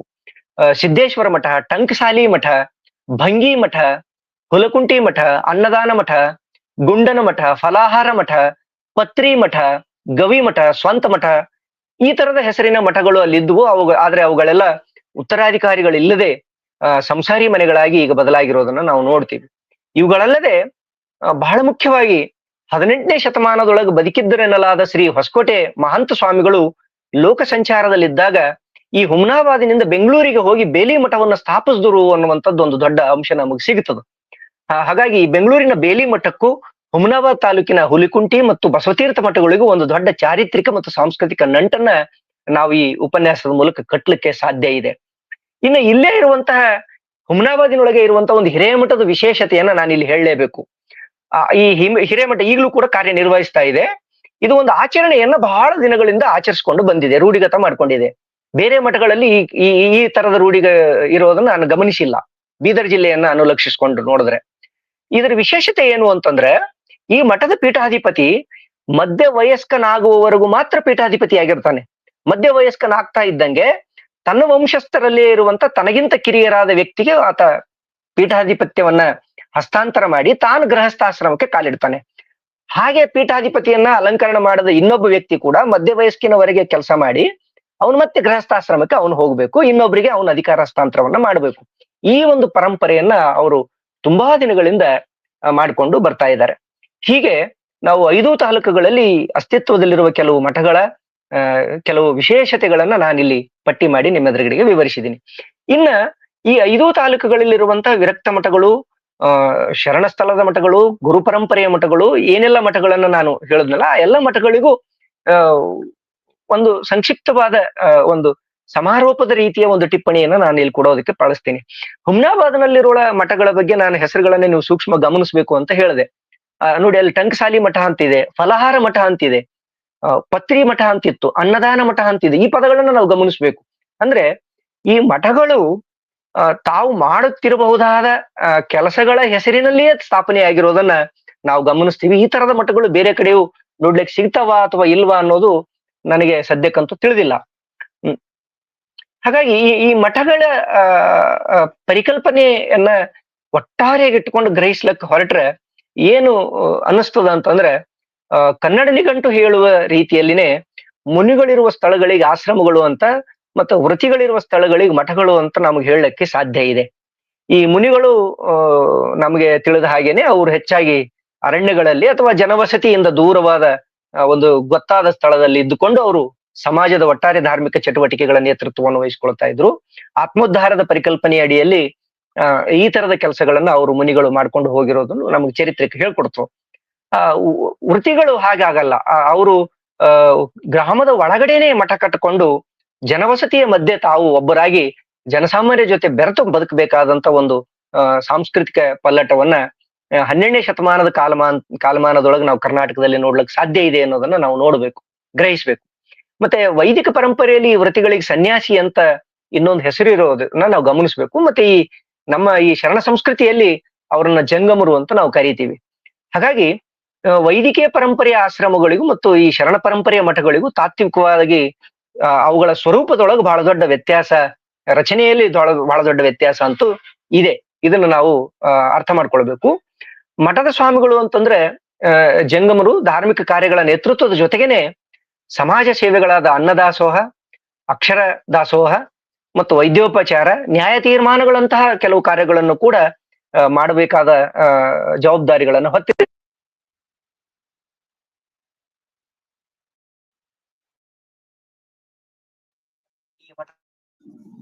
ಒಂದು ಸಂಗತಿ ಇರುತ್ತದೆ. ಜಿಲ್ಲೆಯ ಹಿರೇಮಠ ಹೆಸರಿನ ಮಠಗಳು ಗುರು ಪರಂಪರೆಯನ್ನು, ವಿರಕ್ತ ಮಠ ಹೆಸರಿನ ಮಠಗಳು ಜಂಗಮ ಪರಂಪರೆಯನ್ನು ಪಾಲಿಸಿಕೊಂಡು ಬಂದಿರೋದು ನಮಗೆ ಈ ಉಪನ್ಯಾಸ ಸಂದರ್ಭದಲ್ಲಿ ಸಿಕ್ಕ ವಿಷಯ. ಇವುಗಳಲ್ಲದೆ ಕೆಲವು ವ್ಯಕ್ತಿ ಪ್ರಧಾನ ಮಠಗಳು ಕೂಡ ನಮ್ಮ ಬೀದರ್ ಜಿಲ್ಲೆಯಲ್ಲಿ ಇದಾವೆ. ಇವು ಸಮಷ್ಟಿಯಿಂದ ವ್ಯಷ್ಟಿಯ ಕಡೆಗೆ ಚಾರಿತ್ರಿಕವಾಗಿ ಪಲ್ಲಟಗೊಂಡಂತಹ ಮಠಗಳು ಅಂತ ಹೇಳಲಿಕ್ಕೆ ಸಾಧ್ಯ ಇದೆ. ಆದ್ರೆ ಇಂದು ಅಸ್ತಿತ್ವದಲ್ಲಿರುವಂತಹ ಎಲ್ಲಾ ಮಠಗಳು ಹೀಗೆ ಈವರೆಗೂ ನಾವು ನೋಡದಂತಹ ಶರಣ ಸಂಸ್ಕೃತಿಯ ಆಚರಣಾತ್ಮಕ ನೆಲೆಯಲ್ಲಿ ಕಾರ್ಯನಿರ್ವಹಿಸ್ತಾ ಇವೆಯಾ ಅನ್ನುವಂತಹ ಪ್ರಶ್ನೆ ಎದುರಾದ್ರೆ ಉತ್ತರ ಕೊಡೋದು ಬಹಳ ಕಷ್ಟ ಆಗ್ತದ. ಅವು ಆಯಾ ಸಂದರ್ಭ ಮತ್ತು ಸಮಾಜದ ಒತ್ತಡಗಳಿಗೆ ತಕ್ಕಂತೆ ಬದಲಾಗಿದ್ದಾವೆ. ಮತ್ತದು ಕಾಲದ ನಿಯಮ ಕೂಡ ಹಾಗೆ. ಆ ಹಿನ್ನೆಲೆಯಲ್ಲೇ ನಾವು ಅವುಗಳನ್ನ ನೋಡ್ಬೇಕು, ಗ್ರಹಿಸ್ಬೇಕು ಮತ್ತು ಚರಿತ್ರೆಯಲ್ಲಿ ದಾಖಲಿಸಬೇಕು. ಹಾಗಾಗಿನೇ ಕಲಬುರ್ಗಿಯವರು ಹೇಳೋ ಹಾಗೇನೆ ಯಾವುದೇ ಮಠ ಪರಂಪರೆಯಲ್ಲಿ ಸಂಪ್ರದಾಯವಾದಿ ಮಠ ಅಂತ ಮತ್ತು ಉದಾರವಾದಿ ಮಠ ಅಂತ ಎರಡು ಗುಂಪುಗಳು ಇದ್ದೇ ಇರ್ತವೆ. ಅದಕ್ಕೆ ಬೀದರ್ ಜಿಲ್ಲೆಯ ಮಠಗಳು ಕೂಡ ಹೊರತಾಗಿಲ್ಲ ಅನ್ನೋದನ್ನ ನಾವು ಗಮನಿಸ್ಬೇಕು. ಇನ್ನ ಈ ಮಠ ಪ್ರಕಾರಗಳು ಎಷ್ಟು ಸಿಗ್ತಾವ ಬೀದರ್ ಜಿಲ್ಲೆಯಲ್ಲಿ ಅಂತ ಅನ್ನೋದಾದ್ರೆ, ಬೀದರ್ ಜಿಲ್ಲೆಯೊಳಗನೆ ವಿವಿಧ ಮಾದರಿಯ ಮಠಗಳು ಈಗ ಅಸ್ತಿತ್ವದಲ್ಲಿದ್ದಾವೆ. ಚೀಲಾಳ ಸಮಯದ ವಿರಕ್ತ ಮಠಗಳು ಇದಾವೆ, ಇಲ್ಲಿ ಕೆಂಪಿನ ಸಮಯದ ವಿರಕ್ತ ಮಠಗಳು ಅಂತಿದಾವೆ, ಕುಮಾರ ಸಮಯದ ವಿರಕ್ತ ಮಠಗಳಿದಾವೆ, ಶರಣಸ್ಥಳದ ಮಠಗಳಿದಾವೆ, ವ್ಯಕ್ತಿ ಪ್ರಧಾನ ಮಠಗಳೂ ಇದಾವೆ, ಚೌಕಿ ಮಠಗಳಿದಾವೆ, ಗುರುಸ್ಥಳದ ಮಠಗಳೂ ಇದಾವೆ, ಪುತ್ರ ವರ್ಗದ ಪರಂಪರೆಯ ಮಠಗಳು ಇಲ್ಲಿದಾವೆ, ಜಾತಿ ಸೂಚಕ ಮಠಗಳು ಇದಾವೆ. ಈ ತರದ ಹೆಸರುಗಳು ಅವುಗಳ ನಡುವಿನ ತಾತ್ವಿಕತೆ ಏನಾದ್ರೂ ಭಿನ್ನವಾಗಿದ್ದು ಅನ್ನೋದನ್ನ ಸೂಚಿಸ್ತಾ ಇದಾವೋ ಅಥವಾ ಅವ್ರು ಮಾಡ್ತಿರಬಹುದಾದ ಕೆಲಸ ಕಾರ್ಯಗಳ ಹಿನ್ನೆಲೆಯಲ್ಲಿ ಈ ಹೆಸರು ಬಂದಿದೆಯೋ ಅನ್ನೋದು ನನಗೆ ಸದ್ಯಕ್ಕಂತೂ ತಿಳಿದಿಲ್ಲ. ಅದು ಹಿರಿಯರು ಯಾರಾದ್ರೂ ಆನಂತರ ಸ್ಪಷ್ಟೀಕರಣ ಕೊಡಬಹುದು. ಚೇಲಾಳ ಸಮಯದ ವಿರಕ್ತ ಮಠ ಕುಸ್ನೂರ್ ಠಾಣಾದಲ್ಲಿ ಇದೆ. ಕೆಂಪಿನ ಸಮಯದ ಒಂದು ವಿರಕ್ತ ಮಠ ಹುಮ್ನಾಬಾದ್ನೊಳಗೆ ಈಗ ನಗರದಲ್ಲೇ ಇದೆ ಮತ್ತು ಹುಲ್ಕುಂಟಿ ಮಠ ಇರೋದು ಕೆಂಪಿನ ಸಮಯದ ವಿರಕ್ತ ಮಠ ಅಂತ ಅವ್ರು ಹೇಳ್ಕೊತಾರೆ. ಕುಮಾರ ಸಮಯದ ವಿರಕ್ತ ಮಠ ಹುಡುಗಿಯಲ್ಲಿದೆ. ಹುಡುಗಿ ಅನ್ನುವಂಥದ್ದೇ ಒಂದು ಊರು, ಹುಮ್ನಾಬಾದಿಂದ ಮನೆಕೆಳಿಗೆ ಹೋಗುವಾಗ ಸಿಗುವಂತ ಒಂದು ಗ್ರಾಮ ಅದು. ಶರಣಸ್ಥಳದ ಮಠ ನಮ್ಮಲ್ಲಿ ಕೌಟಾ ಬಿ ಅಲ್ಲಿ ನಮ್ಗೆ ನೋಡೋದಕ್ಕೆ ಸಿಗ್ತದೆ. ವ್ಯಕ್ತಿ ಪ್ರಧಾನ ಮಠ ಮುಧೋಳ್ ಬಿ ಅಲ್ಲಿದೆ, ಬಹುಶಃ ಬಸವ ಕಲ್ಯಾಣ ತಾಲೂಕ ಇರಬೇಕು. ಚೌಕಿ ಮಠ ನಿಡವಂಚಾದೊಳಗಿದೆ, ಹುಲ್ಸೂರಿನೊಳಗೂ ಕೂಡ ಇದೆ. ಗುರುಸ್ಥಳದ ಮಠ ಭಾಲ್ಕಿ ಹಿರಿಯ ಮಠವನ್ನ ನಾವು ಗುರುಸ್ಥಳದ ಮಠದಲ್ಲಿ ಕಾಣ್ತೀವಿ. ಪುತ್ರ ವರ್ಗದ ಪರಂಪರೆಯ ಮಠಗಳನ್ನ ಅಲಿಯಂಬರ್ ನೊಳಗೆ ನೋಡ್ತೀವಿ. ಜಾತಿ ಸೂಚಕ ಮಠಗಳು ಇರೋದನ್ನ ನಾವು ನೋಡ್ತೀವಿ. ಹುಮ್ನಾಬಾದ್ನೊಳಗೆ ಕುಂಬಾರ ಮಠ ಅಂತ ಒಂದು ಮಠ ಇತ್ತು. ಆಮೇಲೆ ಈ ಬೀದರ್ ಜಿಲ್ಲೆಯ ಈ ಶರಣ ಸಂಸ್ಕೃತಿಯಲ್ಲಿ ಗುರುವರ್ಗ, ವಿರಕ್ತ ವರ್ಗ ಮತ್ತು ಶರಣ ವರ್ಗ ಎಂಬ 3 ಪ್ರಕಾರದ ಮಠಗಳನ್ನ ನಾವು ನೋಡ್ಲಿಕ್ಕೆ ಸಾಧ್ಯ ಇದೆ. ಇದರಲ್ಲಿ ಗುರುವರ್ಗದ ಮಠಗಳಿಗೆ ಪಂಚಪೀಠಗಳು ಮೂಲ ಕೇಂದ್ರಗಳಾಗಿರುವಂತೆ ಕಂಡು ಬರ್ತದೆ. ಇವುಗಳಲ್ಲೇ ಮತ್ತೆ ಅಂದ್ರೆ ಈ ಗುರುವರ್ಗದ ಮಠದ ಒಳಗೇನೆ ಮತ್ತೆ 2 ಪ್ರಕಾರಗಳಿದಾವೆ. ಒಂದು ಶಿಷ್ಯವರ್ಗದ ಮಠ ಇದೆ, ಇನ್ನೊಂದು ಪುತ್ರ ವರ್ಗದ ಮಠಗಳು ನಮ್ಮಲ್ಲಿ ಇದಾವೆ. 12ನೇ ಶತಮಾನದ ಕಲ್ಯಾಣದ ಅನುಭವ ಮಂಟಪದ ಶೂನ್ಯ ಪೀಠದ ಪರಂಪರೆಯಲ್ಲಿ ಬೆಳೆದು ಬಂದ ಮಠಗಳಿಗೆ ವಿರಕ್ತ ಮಠಗಳು ಅಂತ ಜಿಲ್ಲೆಯ ಜನ ನಂಬ್ತಾರೆ, ಕರೀತಾರೆ. ಇವುಗಳೊಳಗೇನೆ ಈ ಶೂನ್ಯ ಪೀಠದ ಪರಂಪರೆಯಲ್ಲಿ ಬೆಳೆದು ಬಂದ ಜಿಲ್ಲೆಯ ವಿರಕ್ತ ಮಠಗಳು ಅಂತ ಏನದಾವಲ್ಲ, ಅವುಗಳೊಳಗೇನೆ ಮುರುಘಾ ಸಮಯ, ಕುಮಾರ ಸಮಯ, ಚೇಲಾಳ ಸಮಯ, ಸಂಪಾದನೆಯ ಸಮಯ, ಕೆಂಪಿನ ಸಮಯ ಎನ್ನುವಂತಹ ಮತ್ತೆ ಬೇರೆ ಬೇರೆ ಪ್ರಕಾರಗಳು ನಮಗೆ ನೋಡ್ಲಿಕ್ಕೆ ಸಿಗ್ತವೆ. ಈ ಶೂನ್ಯ ಪೀಠ ಪರಂಪರೆಯಲ್ಲಿ ಮತ್ತೆ ಪ್ರಭು ಸಂಪ್ರದಾಯ, ಸಿದ್ಧಲಿಂಗೇಶ್ವರ ಸಂಪ್ರದಾಯ ಹಾಗೂ ನಂದಿಕೇಶ್ವರ ಸಂಪ್ರದಾಯವೆಂಬ 3 ಗುರುವಂಶಗಳನ್ನ ಈ ಚರಿತ್ರೆಯಲ್ಲಿ ದಾಖಲಿಸ್ತಾರೆ. ಇದರೊಳಗೆ ಬಹಳ ಮುಖ್ಯವಾಗಿ ನಾವು ಗಮನಿಸಬೇಕಾಗಿದ್ದು ಒಂದು ಪ್ರಭು ಸಂಪ್ರದಾಯ ಅಂತ ನಾನು ಅನ್ಕೊಳ್ತೀನಿ. ಬಾಲ್ಕಿ CB ಕಾಲೇಜಿನಲ್ಲಿ ನಿವೃತ್ತರಾದಂತಹ ಪ್ರೊಫೆಸರ್ ಚಂದ್ರಶೇಖರ್ ಬಿರಾದರ್ ಸರ್ ಅವರು ಈ ಪ್ರಭು ಸಂಪ್ರದಾಯ ಆಗೋಗಿರುವ ಬಗ್ಗೆ, ಬೀದರ್ನೊಳಗೆ ಇಂಥದ್ದೊಂದು ಸಂಪ್ರದಾಯ ಆಗೋಗಿರುವ ಬಗ್ಗೆ ಅವರು ತುಂಬಾ ಕಡೆ ಉಪನ್ಯಾಸಗಳಲ್ಲಿ ದಾಖಲಿಸ್ತಾರೆ. ಅದು ಶೂನ್ಯ ಪರಂಪರೆಯಲ್ಲಿ ಹುಟ್ಟುಕೊಂಡಂತ ಒಂದು ಕವಲು ಅನ್ನೋದು ನನಗೆ ಈ ಉಪನ್ಯಾಸದ ತಯಾರಿಕೆ ಸಂದರ್ಭದಲ್ಲಿ ತಿಳಿಯಿತು. ಬೀದರ್ನೊಳಗನೆ ಕರಕನಹಳ್ಳಿಯ ಬಕ್ಕಪ್ರಭು, ಮಾಣಿಕ್ ನಗರದ ಮಾಣಿಕ ಪ್ರಭು, ದುಮ್ಮನ್ಸೂರಿನ ಸಿದ್ಧಪ್ರಭು ಎನ್ನುವಂತ 3 ಪ್ರಭುಗಳು ಆಗೋಗಿದ್ದಾರೆ. ಅದು ಶೂನ್ಯ ಪೀಠ ಪರಂಪರೆಯಲ್ಲಿ ಬರುವಂತ ಪ್ರಭು ಸಂಪ್ರದಾಯವನ್ನ ಈ ಬಹುಶಃ ಈ ಮಠಗಳು ಹೇಳ್ತಾ ಇರಬಹುದು, ಸಂಕೇತಿಸ್ತಿರಬಹುದು ಅನ್ನೋದನ್ನ ನಾವು ಹುಡುಕ್ಬೇಕಾಗಿದೆ.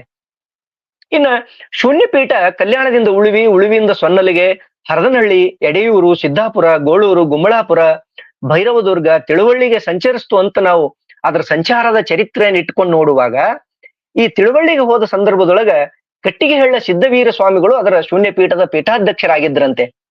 ಆ ಕಾಲಮಾನದೊಳಗ ಈ ವಿರಕ್ತ ವರ್ಗ ಒಡೆದು ಮುರುಘಾ ಸಮಯ, ಚೇಲಾಳ ಸಮಯ, ಕುಮಾರ ಸಮಯ ಎಂಬ 3 ಪ್ರಕಾರಗಳಾಗಿ ಒಡೀತು. ಮುಂದೆ ಅದು ಕಾಲಾನಂತರದೊಳಗೆ 5 ಆಯ್ತು ಅಂತ ಹೇಳ್ತಾರೆ. ಇವುಗಳಲ್ಲಿ ಕಡೆಯ 2 ಸಂಪ್ರದಾಯಗಳಾದಂತ ಕೆಂಪಿನ ಸಮಯ ಮತ್ತು ಸಂಪಾದನೆಯ ಸಮಯ ಪರಂಪರೆಯ ಮಠಗಳು ಕರ್ನಾಟಕದಲ್ಲಿ ಅಸ್ತಿತ್ವದಲ್ಲಿಲ್ಲ ಅಂತ ಬಹಳಷ್ಟು ವಿದ್ವಾಂಸರು ಮಠಗಳ ಮೇಲೆ ಕೆಲಸ ಮಾಡಿದವರು ಬರೆದಿದ್ದಾರೆ. ಆದ್ರೆ ವಿಶೇಷ ಅಂತಂದ್ರೆ ನಾನು ಈ ಉಪನ್ಯಾಸ ತಯಾರು ಮಾಡುವ ಸಂದರ್ಭದೊಳಗ ಆ 2 ಪರಂಪರೆಯ ಮಠಗಳು ಬೀದರ್ ಜಿಲ್ಲೆಯಲ್ಲಿ ನನಗೆ ಕಂಡು ಬಂದವು. ಒಂದು ಹುಮನಾಬಾದಿನೊಳಗಿದೆ, ಇನ್ನೊಂದು ಹುಲ್ಕುಂಟಿ ಮಠದೊಳಗೆ ಈ ಮಠ ಈ ಪರಂಪರೆಯ ಮಠಗಳು ಅಂದ್ರೆ ಕೆಂಪಿನ ಸಮಯದ ಮಠ ಮತ್ತು ಸಂಪಾದನೆ ಸಮಯದ ಪರಂಪರೆಯ ಮಠಗಳು ನಮಗೆ ಕಾಣ್ಲಿಕ್ಕೆ ಸಿಗ್ತವೆ. ಹಾಗಾಗಿ ಕೆಲವು ಅದನ್ನೇ ನಾನು ಆರಂಭದಲ್ಲಿ ಹೇಳಿದ್ದು, ಈವರೆಗೂ ಕೂಡ ಈ ಮಠಗಳ ಮೇಲೆ, ಶರಣ ಸಂಸ್ಕೃತಿಯ ಮಠಗಳ ಮೇಲೆ ಒಂದು ವೈಜ್ಞಾನಿಕವಾದ ವಸ್ತುನಿಷ್ಠವಾದಂತ ಒಂದು ಅಧ್ಯಯನವನ್ನ ನಮ್ ಕಡೆಯಿಂದ ಇನ್ನೂ ಮಾಡಕ್ಕಾಗಿಲ್ಲ. ಈಗಿರುವ ಆಕಾರಗಳನ್ನು ಇಟ್ಟುಕೊಂಡು ಅದನ್ನು ಮಾಡಬಹುದಾದ ಒಂದು ದೊಡ್ಡ ಸಾಧ್ಯತೆ ನಮ್ಮ ಎದುರುಗಡೆ ಇದೆ. ಆಮೇಲೆ ಇಲ್ಲಿ ಕೆಲವು ಶರಣಸ್ಥಳದ ಮಠಗಳು ಕೂಡ ನಮಗೆ ಸಿಗ್ತವೆ.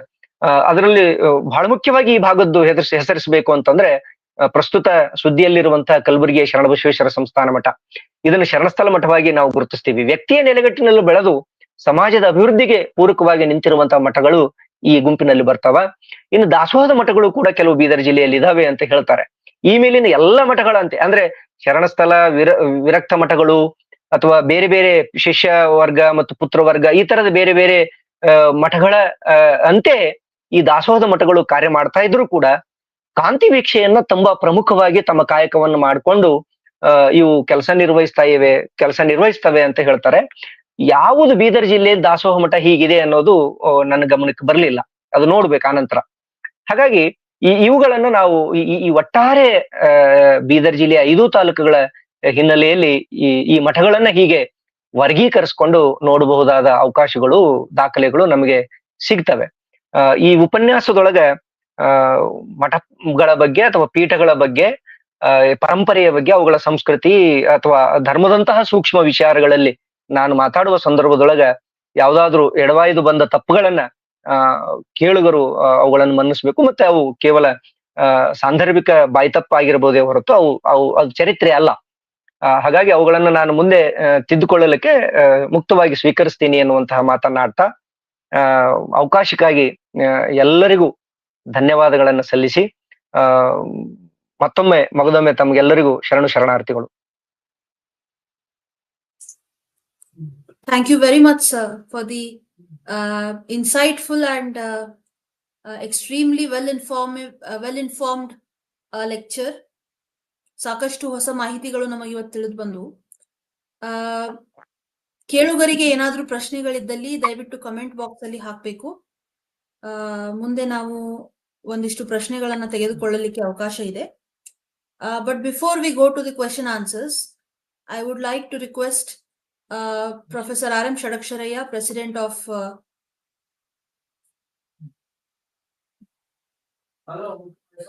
sir, unmute ಮಾಡಬೇಕಾಗುತ್ತೆ ಸರ್ ನೀವು. ಪಾಟೀಲ್ ಸರ್.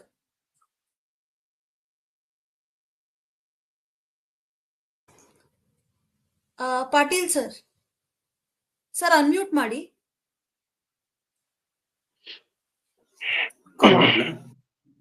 Okay.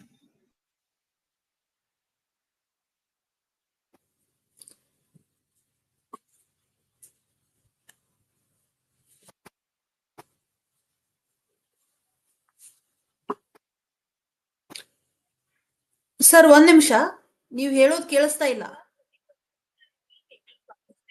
ಸರ್ ಒಂದ್ ನಿಮಿಷ.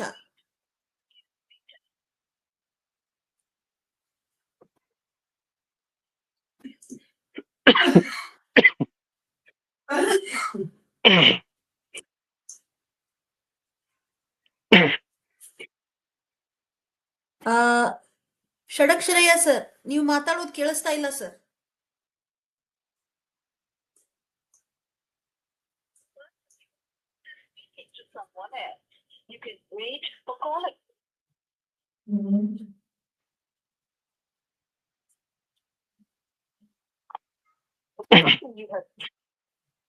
ಸರ್ ಪ್ಲೀಸ್ ಅನ್ಮ್ಯೂಟ್ ಮಾಡಿ.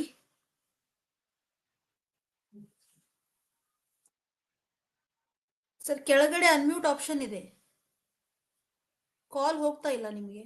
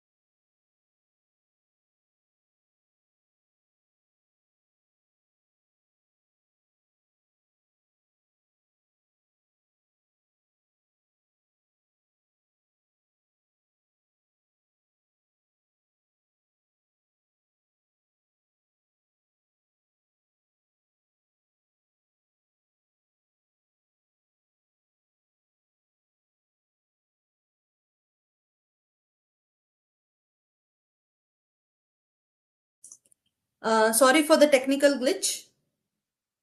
Please stay tuned. We will be starting the presidential remarks in a couple of minutes. Sir ಅಲ್ಲಿವರೆಗೂ ಪ್ರಶ್ನೆಗಳನ್ನ ತೆಗೆದುಕೊಳ್ಳೋಣ.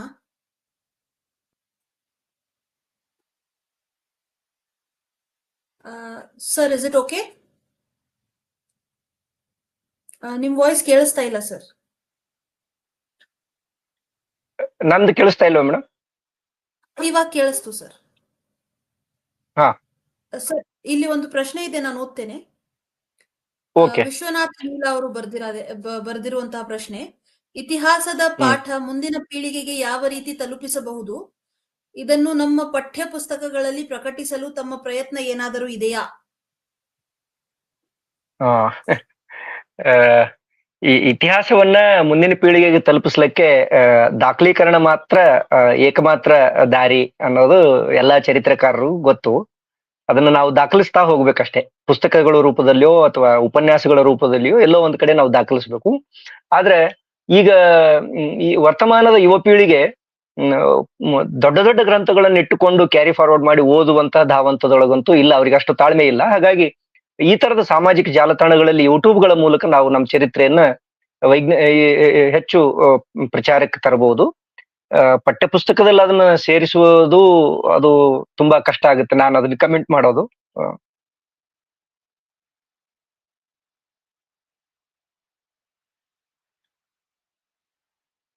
ಮೇಡಮ್ ಮತ್ತೆ ಬೇರೆ ಯಾರ್ದಾದ್ರೂ ಇದೆಯಾ?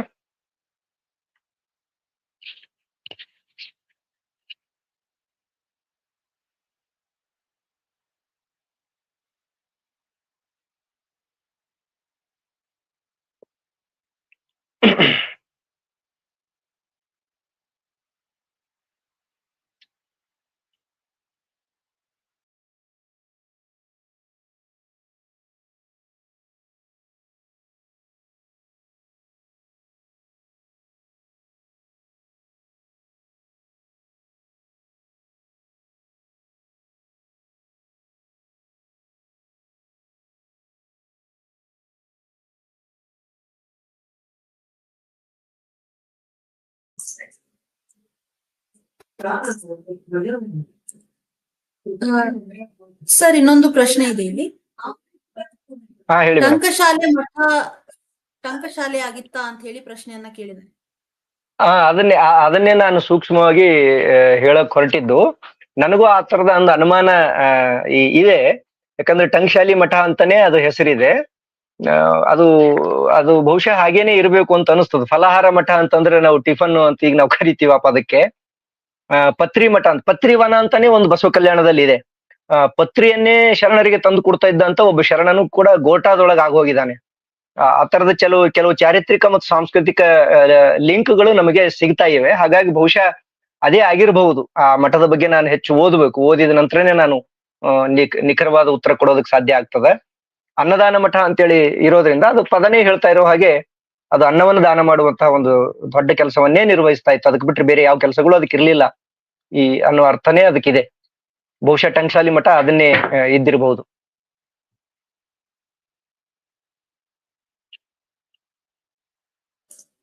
Thank you very much sir. ಇನ್ನೊಂದು ಪ್ರಶ್ನೆ ಇದೆ. ಈ ಮಠಗಳ ಒರಿಜಿನ್ ಅಂತ ಕೇಳ್ತಾ ಇದ್ದಾರೆ, ಮೂಲವನ್ನ ಕೇಳ್ತಾ ಇದ್ದಾರೆ. ಮಠಗಳ ಮೂಲ, ಒರಿಜಿನ್. ಒಂದೊಂದು ಮಠಗಳಿಗೆ ಒಂದೊಂದು ಇದೆ. ನಾನು ಆರಂಭದಲ್ಲಿ ಅದನ್ನ ಮಾತಾಡುವಾಗ ಹೇಳಿದ್ದೀನಿ. ಈ ಎಲ್ಲ ಮಠಗಳಿದಾವಲ್ಲ, ಎಲ್ಲಾ ಮಠಗಳು ಒಂದೇ ಉದ್ದೇಶಕ್ಕಾಗಿ ಅಥವಾ ಒಂದೇ ಕಾರಣಕ್ಕಾಗಿ ಒಂದೇ ಕಾಲಮಾನದಲ್ಲಿ ರಚನೆಯಾದ ಮಠಗಳಲ್ಲ. ಅವುಗಳ ಸ್ವರೂಪ ಮತ್ತು ಸಂಘಟನೆ ಮತ್ತು ಅವ್ರ ಕಾರ್ಯವ್ಯಾಪ್ತಿಯನ್ನು ಇಟ್ಟುಕೊಂಡು ನಾವು ಸೂಕ್ಷ್ಮವಾಗಿ ಗಮನಿಸಿದ್ರೆ ಅವುಗಳ ಹಿಂದಿನ ತಾತ್ವಿಕತೆ ನಮಗೆ ಅರ್ಥ ಆಗ್ತದೆ. ಆ ಕಾರಣಕ್ಕಾಗಿನೇ ನಾನು ಮಠಗಳ ಬಗ್ಗೆ ಹೇಳುವ ಮುಂಚೆ ಒಂದು ತಾತ್ವಿಕತೆಯನ್ನ, ಮಠಗಳಿಗೆ ಕುರಿತಾದ ಒಂದು ತಾತ್ವಿಕತೆಯನ್ನ ವ್ಯಕ್ತಪಡಿಸೋದಕ್ಕೆ ಪ್ರಯತ್ನ ಮಾಡಿದೆ. ಅವೆಲ್ಲವೂ ಏಕಕಾಲಮಾನದೊಳಗೆ ಹುಟ್ಟಿದಂತಹ ಮಠಗಳಂತೂ ಅಲ್ಲ. ಹಾಗಾಗಿ ಪ್ರತಿಯೊಂದು ಮಠಕ್ಕೆ ಪ್ರತಿಯೊಂದು ಬೇರೆದೇ ಆದ ಒಂದು ಹಿನ್ನೆಲೆ ಇದೆ. ಅದು ಮತ್ತೆ ಸಪ್ರೇಟ್ ಆಗಿ ತುಂಬಾ ವಿಸ್ತಾರವಾದ ವಿವರಣೆ ಅದು. ಕೆಲವು ಮಠಗಳಿಗೆ 500-400 ವರ್ಷಗಳ ಇತಿಹಾಸ ಇದೆ. ಕೆಲವು ಮಠಗಳಿಗೆ 800 ವರ್ಷಗಳ ಇತಿಹಾಸ ಇದೆ. ಕೆಲವು ಮಠಗಳು 200-250 ವರ್ಷಗಳಷ್ಟೇ ಹಳೆಯದು.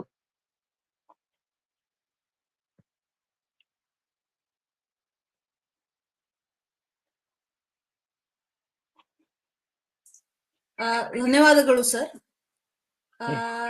Sir, we are waiting for Shadaksharayya sir. ಅದು ಸ್ವಲ್ಪ ಟೆಕ್ನಿಕಲ್ ಇಶ್ಯೂ ಆಗಿದೆ, 1-2 ನಿಮಿಷ.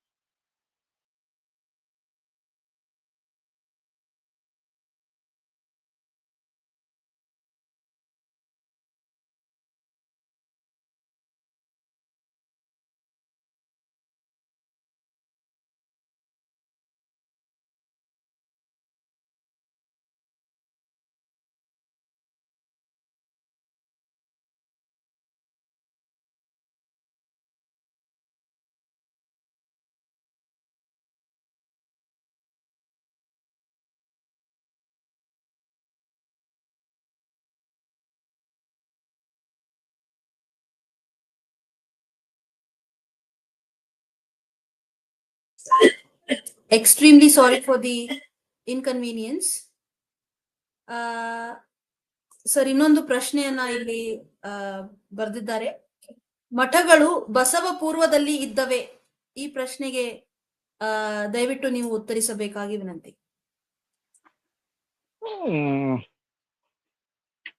ಬಸವ ಪೂರ್ವ ಯುಗದೊಳಗ ಮಠಗಳ ಪರಿಕಲ್ಪನೆ ಅಂತೂ ನನಗ ಇದ್ದಿಲ್ಲ ಅಂತ ಅನಿಸ್ತವ. ಅದು 12ನೇ ಶತಮಾನದ ನಂತರದ ರಚನೆನೇ ಖಂಡಿತವಾಗಿಯೂ ಕೂಡ. ಅಥವಾ ಆ ತರದೊಂದು ಧಾರ್ಮಿಕ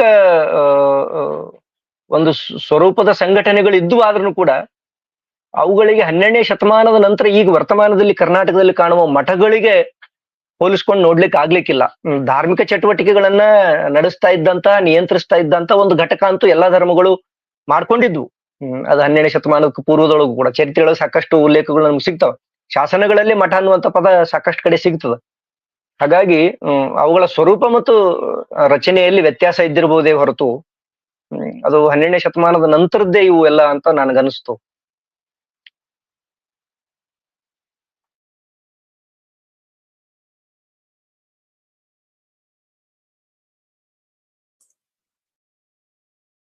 thank you sir.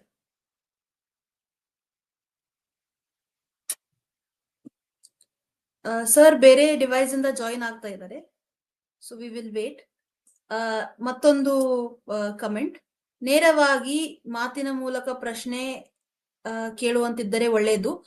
V understand that sir, but Zoom ಅಥವಾ ಗೂಗಲ್ ಇರದೇ ಇರೋದ್ರಿಂದ ನಾವು ಈ ಒಂದು ವೇದಿಕೆಯನ್ನ ಪ್ರಿಫರ್ ಮಾಡ್ತಾ ಇದ್ದೀವಿ. ಸೊ ಮುಂದೆ ಯಾವತ್ತಾದ್ರೂ ಆ ಅವಕಾಶ ಬಂದ್ರೆ ಡೆಫಿನೆಟ್ಲಿ ಝೂಮ್ ಅಥವಾ ಗೂಗಲ್ ಮೀಟ್ ಅನ್ನ ನಾವು ಬಳಸ್ತೀವಿ. ಆಗ ಅಂತಹ ಒಂದು ಅವಕಾಶವನ್ನ ಕಲ್ಪಿಸ್ಕೊಡ್ಲಿಕ್ಕೆ ಸಾಧ್ಯವಾಗ್ತದೆ. ಡಾಕ್ಟರ್ ಅಮರೇಶ್ ಯತ್ಗಲ್ ಅವರು ಬರೆದಿದ್ದಾರೆ, ಉತ್ತಮ ಉಪನ್ಯಾಸ, ತಮಗೆ ಅಭಿನಂದನೆಗಳು ಸರ್. ಸೊ ಡೆಫಿನೆಟ್ಲಿ ಉತ್ತಮವಾದ ಉಪನ್ಯಾಸವನ್ನ ನೀಡಿದಿರಿ ಸರ್ ನೀವು. Also we have Shankar Pujar ಅವರು ಬರೆದಿದ್ದಾರೆ, excellent session sir. Gajanand MB ಅವರು ಬರೆದಿದ್ದಾರೆ, ಉತ್ತಮವಾದ ಉಪನ್ಯಾಸ, ಧನ್ಯವಾದಗಳು. ಸುವರ್ಣ ಅಲ್ಲೋಳಿ ಅವರು ಕೂಡ ಬರೆದಿದ್ದಾರೆ, ಅಭಿನಂದನೆಗಳು ಅಂತ. ಆಗ ಅಂತಹ ಒಂದು ಈಗ ಕೇಳ್ತದಮ್ಮ? ಕೇಳ್ತದೆ ಸರ್, ಕೇಳ್ತದೆ. ಈಗ ಕೇಳ್ತದ್ರೆ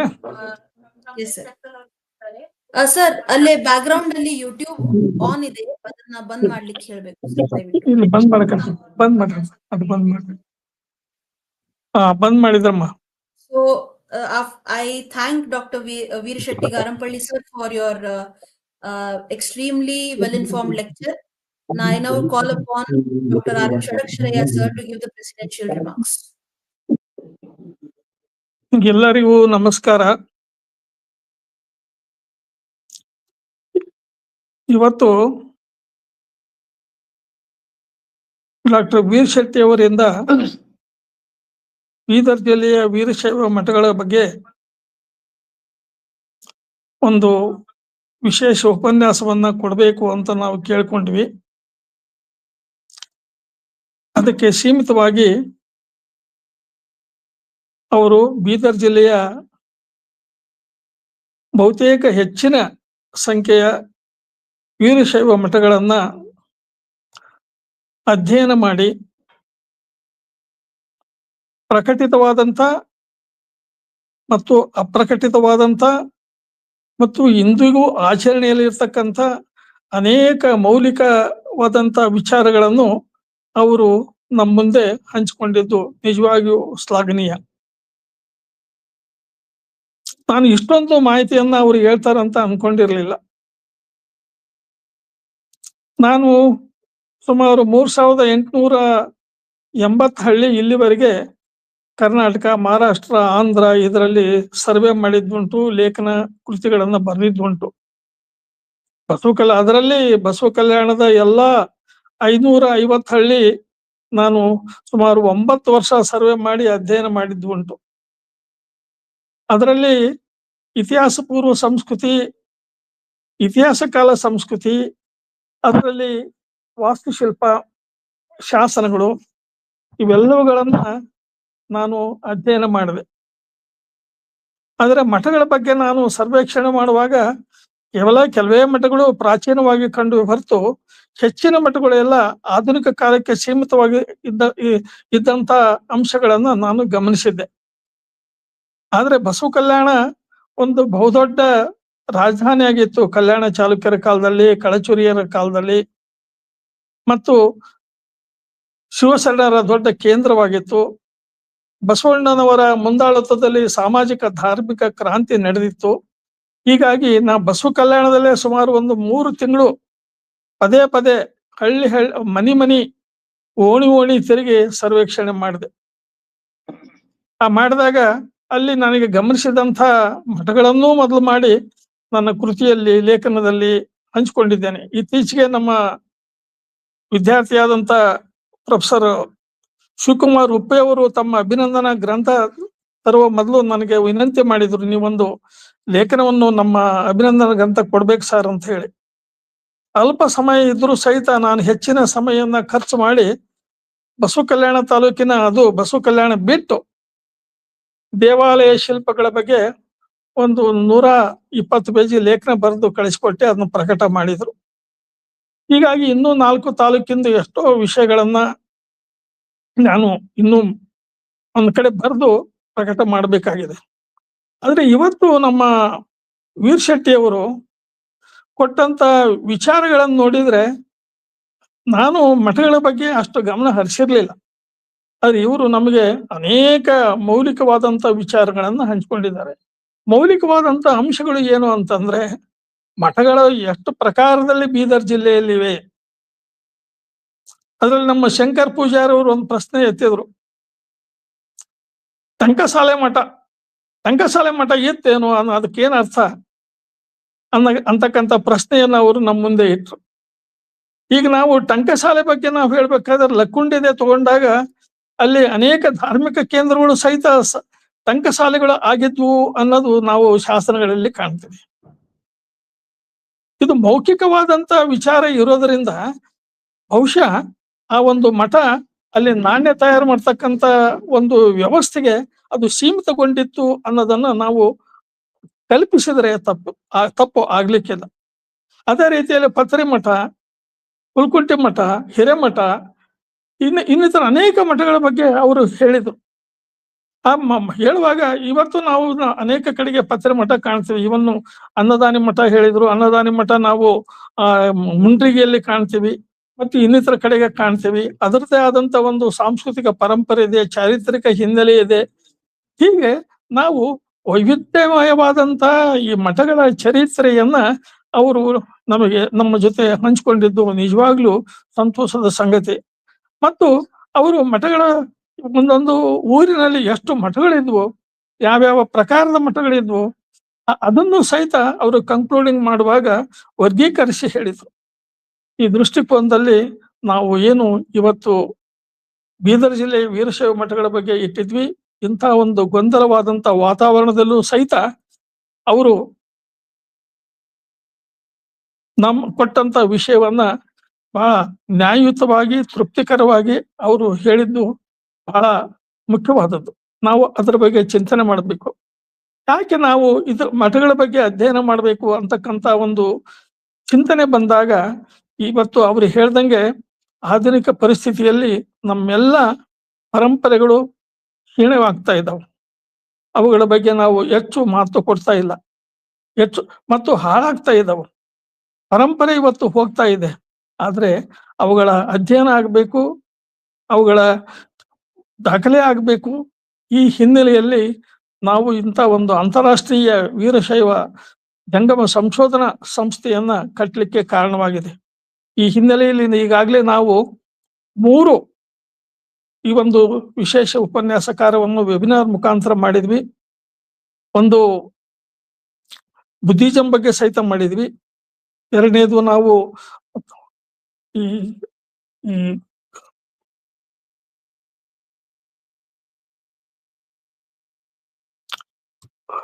ಹುಂಡೇಕಲ್ಲು ಪರಂಪರೆ ಮತ್ತು ಸುರ್ಪುರ್ ನಾಯಕರ ಪಾತ್ರ, ಹೀಗೆ ನಾವು 3 ಉಪನ್ಯಾಸವನ್ನ ಮಾಡಿದಾಗೂ ಸಹಿತ ಅಲ್ಲಿ ಅನೇಕ ಹೊಸ ವಿಚಾರಗಳು ಸಮಾಜಕ್ಕೆ ಹಂಚಿಕೊಳ್ಳಿಕ್ಕೆ ಸಾಧ್ಯವಾಯಿತು.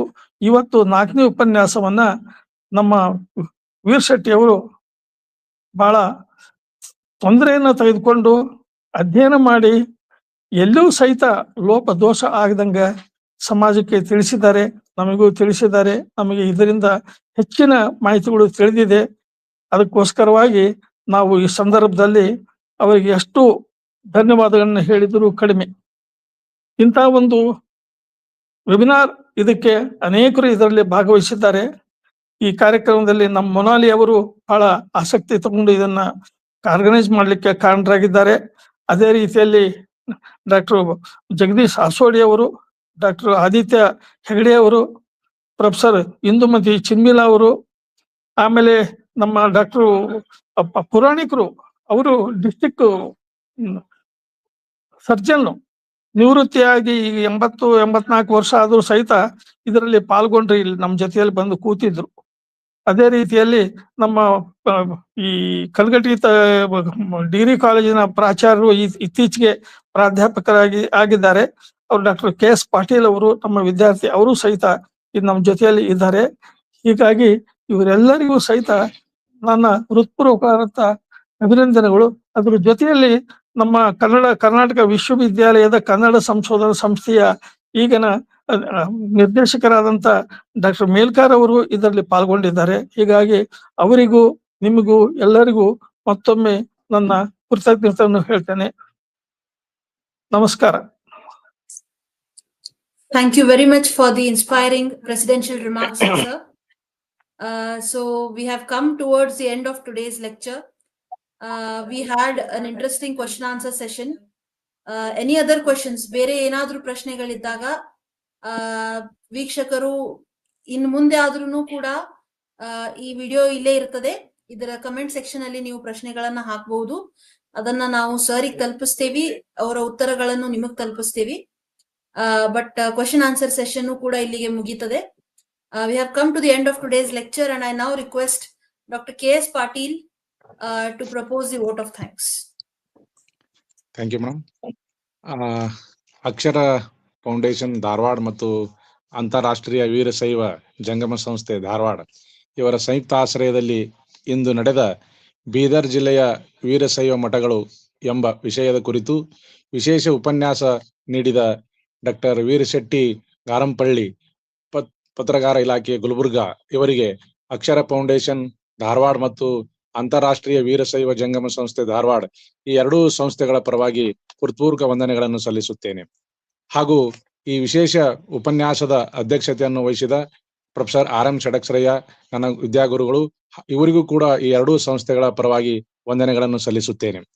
ಈ ವಿಶೇಷ ಉಪನ್ಯಾಸದಲ್ಲಿ ಭಾಗವಹಿಸಿದ ಎಲ್ಲಾ ಪ್ರಾಧ್ಯಾಪಕ ವರ್ಗದವರಿಗೂ, ಸಂಶೋಧನಾ ವಿದ್ಯಾರ್ಥಿಗಳಿಗೂ ವಂದನೆಗಳನ್ನು ಸಲ್ಲಿಸುತ್ತೇನೆ. ಪ್ರಾರಂಭದಲ್ಲಿ ಪ್ರಾರ್ಥನಾ ಗೀತೆಯನ್ನು ಹಾಡಿದ ಇಂದುಮತಿ ಚಿನ್ಮಿಲ್ಲಾ ಮೇಡಮ್ ಅವರಿಗೂ ಕೂಡ ವಂದನೆಗಳನ್ನು ಸಲ್ಲಿಸುತ್ತೇನೆ. ಸ್ವಾಗತ ಮತ್ತು ಸಂಪನ್ಮೂಲ ವ್ಯಕ್ತಿಗಳ ಕುರಿತು ಪರಿಚಯವನ್ನು ಮಾಡಿದಂತ ಆದಿತ್ಯ ಹೆಗಡೆಯವರಿಗೂ ಕೂಡ ವಂದನೆಗಳನ್ನು ಸಲ್ಲಿಸುತ್ತೇನೆ. ಈ ಉಪನ್ಯಾಸದ ಕುರಿತು ನಿರೂಪಣೆಯನ್ನು ಮಾಡಿದ ಮನಾಲಿ ಮೊಮಾಯಿ ಅವರಿಗೂ ಕೂಡ ವಂದನೆಗಳನ್ನು ಸಲ್ಲಿಸುತ್ತೇನೆ. ಈ ಆನ್ಲೈನ್ ಉಪನ್ಯಾಸವನ್ನು ಏರ್ಪಡಿಸಿದ ಅಕ್ಷರ್ ಫೌಂಡೇಶನ್ ಮತ್ತು ಅಂತಾರಾಷ್ಟ್ರೀಯ ವೀರಶೈವ ಜಂಗಮ ಸಂಸ್ಥೆ ಧಾರವಾಡ ಇವರಿಗೂ ಕೂಡ ವಂದನೆಗಳನ್ನು ಸಲ್ಲಿಸುತ್ತೇನೆ. Thank you. Thank you very much. ಧನ್ಯವಾದ. ಧನ್ಯವಾದಗಳು ಎಲ್ಲರಿಗೂ. We will meet again soon. ಮತ್ತೆ ಏನಾದ್ರೂ ಹೊಸ ಉಪನ್ಯಾಸ ಕಾರ್ಯಕ್ರಮವನ್ನ ತೆಗೆದುಕೊಂಡು ಮತ್ತೆ ಬರ್ತೀವಿ. ನೀವೆಲ್ಲರೂ ಕೂಡ ಆಗ ಭಾಗಿಯಾಗಬೇಕಾಗಿ ವಿನಂತಿ. ಸೊ ಇಲ್ಲಿಗೆ ಇವತ್ತಿನ ಕಾರ್ಯಕ್ರಮ ಮುಕ್ತಾಯಗೊಳ್ತದೆ. ಎಲ್ಲರಿಗೂ ಶುಭರಾತ್ರಿ. Thank you. ಲೇಖನವನ್ನು ಬರ್ಕೊಡ್ರಿ. ಸರ್, ಲೇಖನವನ್ನು ಬರ್ಕೊಡ ಕೇಳಮ್ಮ.